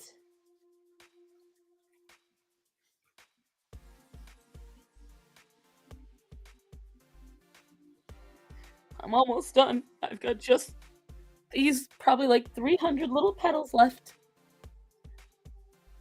Why I keep stopping, by the way, guys, is because my arm all here is numb. But now I'm like at the last bits. Once these leaves are done, I'm done for the day. Ugh, me poor arm. He was like, that is not the movie we made. I believe it. I believe it. What I like is that there's only one cat in this room because I went off so much. My animals know when I yell. They know I'm upset. They don't know why. Starson needs to get the carpal tunnel surgery. That's what Starson needs to do. Starson's a little bitch. Go ahead. Kiss it better. Give it a big kiss. Right there on the birthmark. Go ahead. Mwah. I appreciate it. Needs new arms. She's a defective droid. This is what I get for using knives that were too big for my hands in a kitchen when I was 26. Or was I 27? About a decade ago. Hi, baby boy. How about... I know, you're so tired. Back up. Yeah, that thingy. Come on. Hop. Hop. You take a boy. You don't need to kiss him when you jump up, you know. That's not... Did you sniff in? He's right here. Hi, bud. Hi. Hold on. I'll show the people.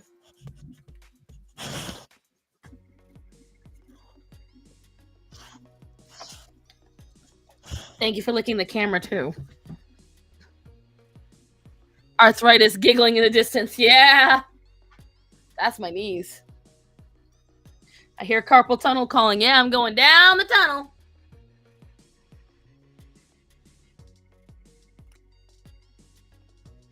Oh, little bastard. But yeah, all the animals escaped. Because they know that I was upset earlier. I was just being passionate.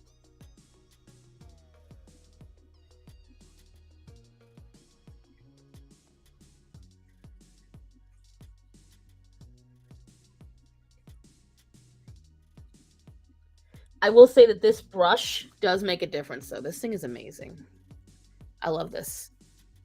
Crank 2006. Pretty puppy. Pupper head. Him's giving kisses. He always gives kisses. You should let Orion phone someone to creep them out. I know, right?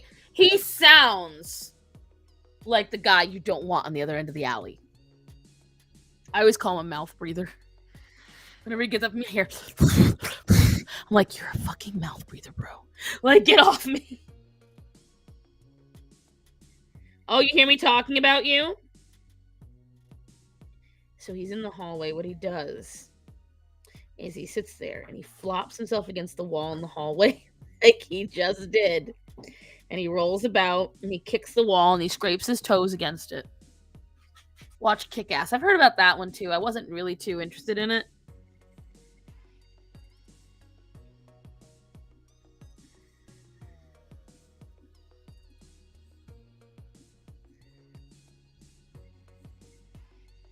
Almost there. I'm almost there. Almost there.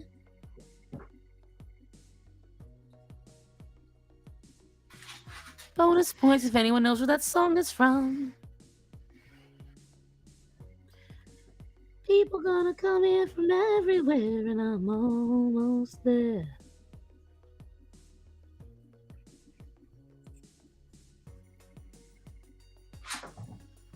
Sir, do not cut my walls.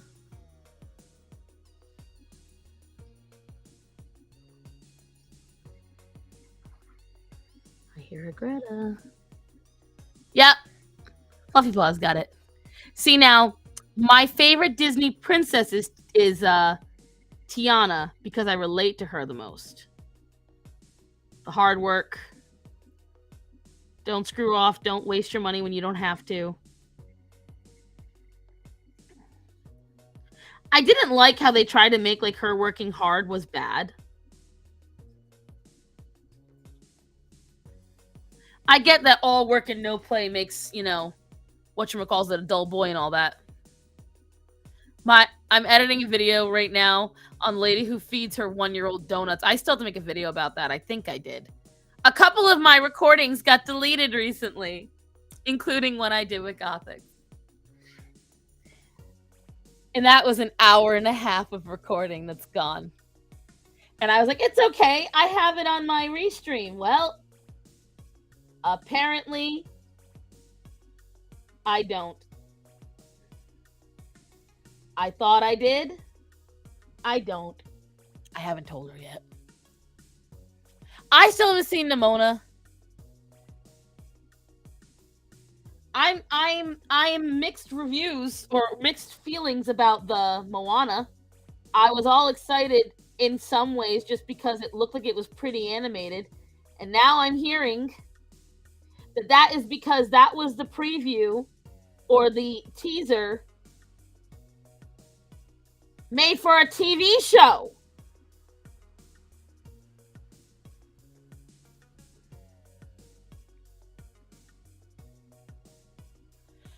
Disney takes a lot of L's lately. Heaven is up and hell is down, but Australia is down under, so is Lucifer Australia? What? I can't.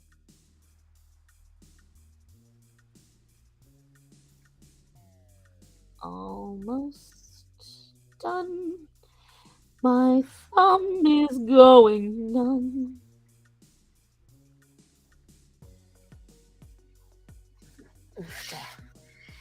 Stars on traces. Stars on traces, her own fucking freehand work. I need a new fucking pen after this picture. This is a brand new fucking pen. Oh my god, I think I'm done. Just gotta. You know what? Let's not get stupid, Cass.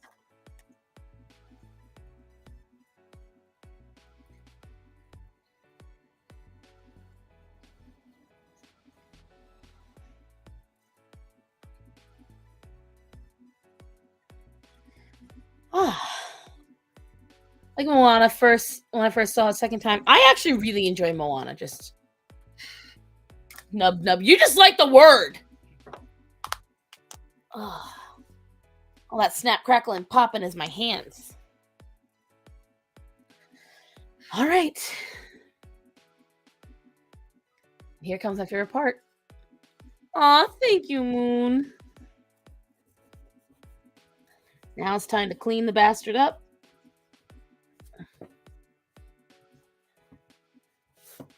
And I might never color it. I don't know.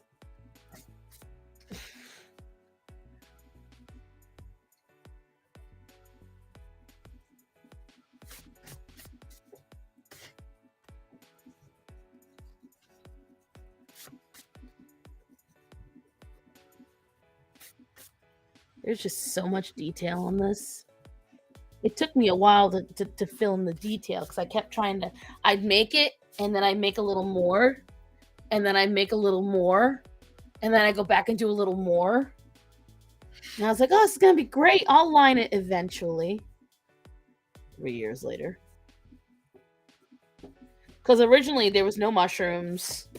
There was no plants. There was just him. And there was only the top antlers. And then I added these things. And then I added the moss. But the moss wasn't good enough. So then I added the strings of leaves. That wasn't good enough. So then, if you look, you can see he adjusts his legs. It's like, that's not majestic enough. You can see that little line right there. So then I added the feathering. Disney Moo doesn't make it look like working hard is bad. It's that she neglected her social life in order. That's the saying, all work and no play. So I get that part. And then I felt his fur was too slick, so I went back and I made it more floofy.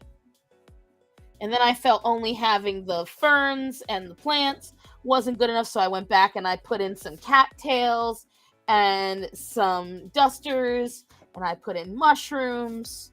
So I just kept going back and making this more difficult on future Cassie. Future Starson was crying, which is part of the reason why you did not just see this. Like, this drawing stayed in the back burner for a hot minute for that reason alone. Because I just decided to torture myself. Whew.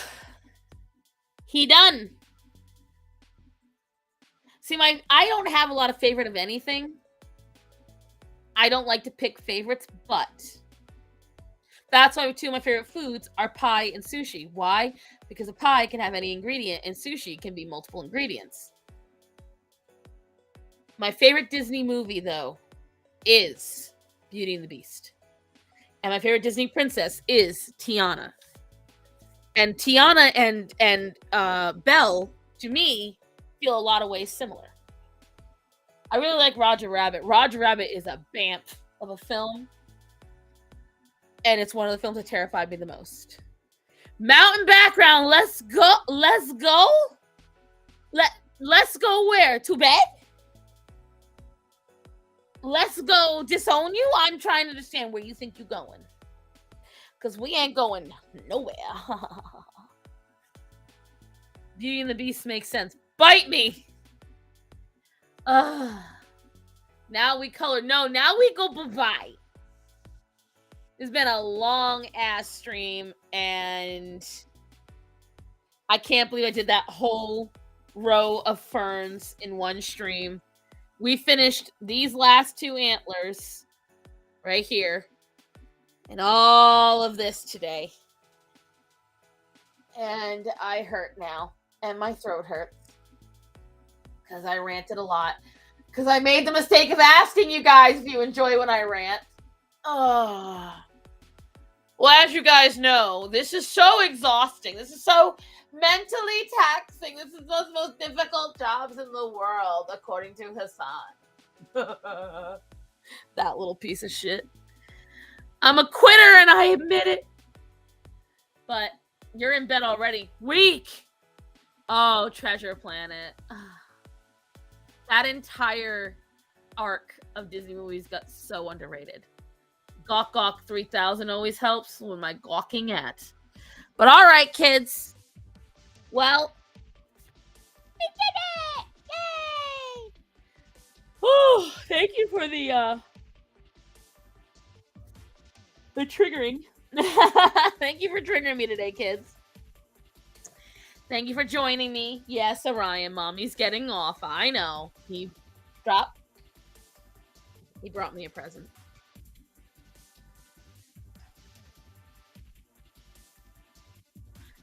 Well, guys, here's what I will tell you. Star's sleepy. Star's had a long week. This is just part of it. She's had a very long week. Anyways, guys, no drop. Orion, you'll get it in a minute. You gotta wait. Sit. Mr. Gaboli. You wait. Let me see if I can. You guys can watch him. Watch me. In here. You gonna wait for it? So, guys, what did Cinderella say when she got to the ball? You gonna wait, buddy? No, hold on, stay for the rest of the night. No, get down. You sit and you wait.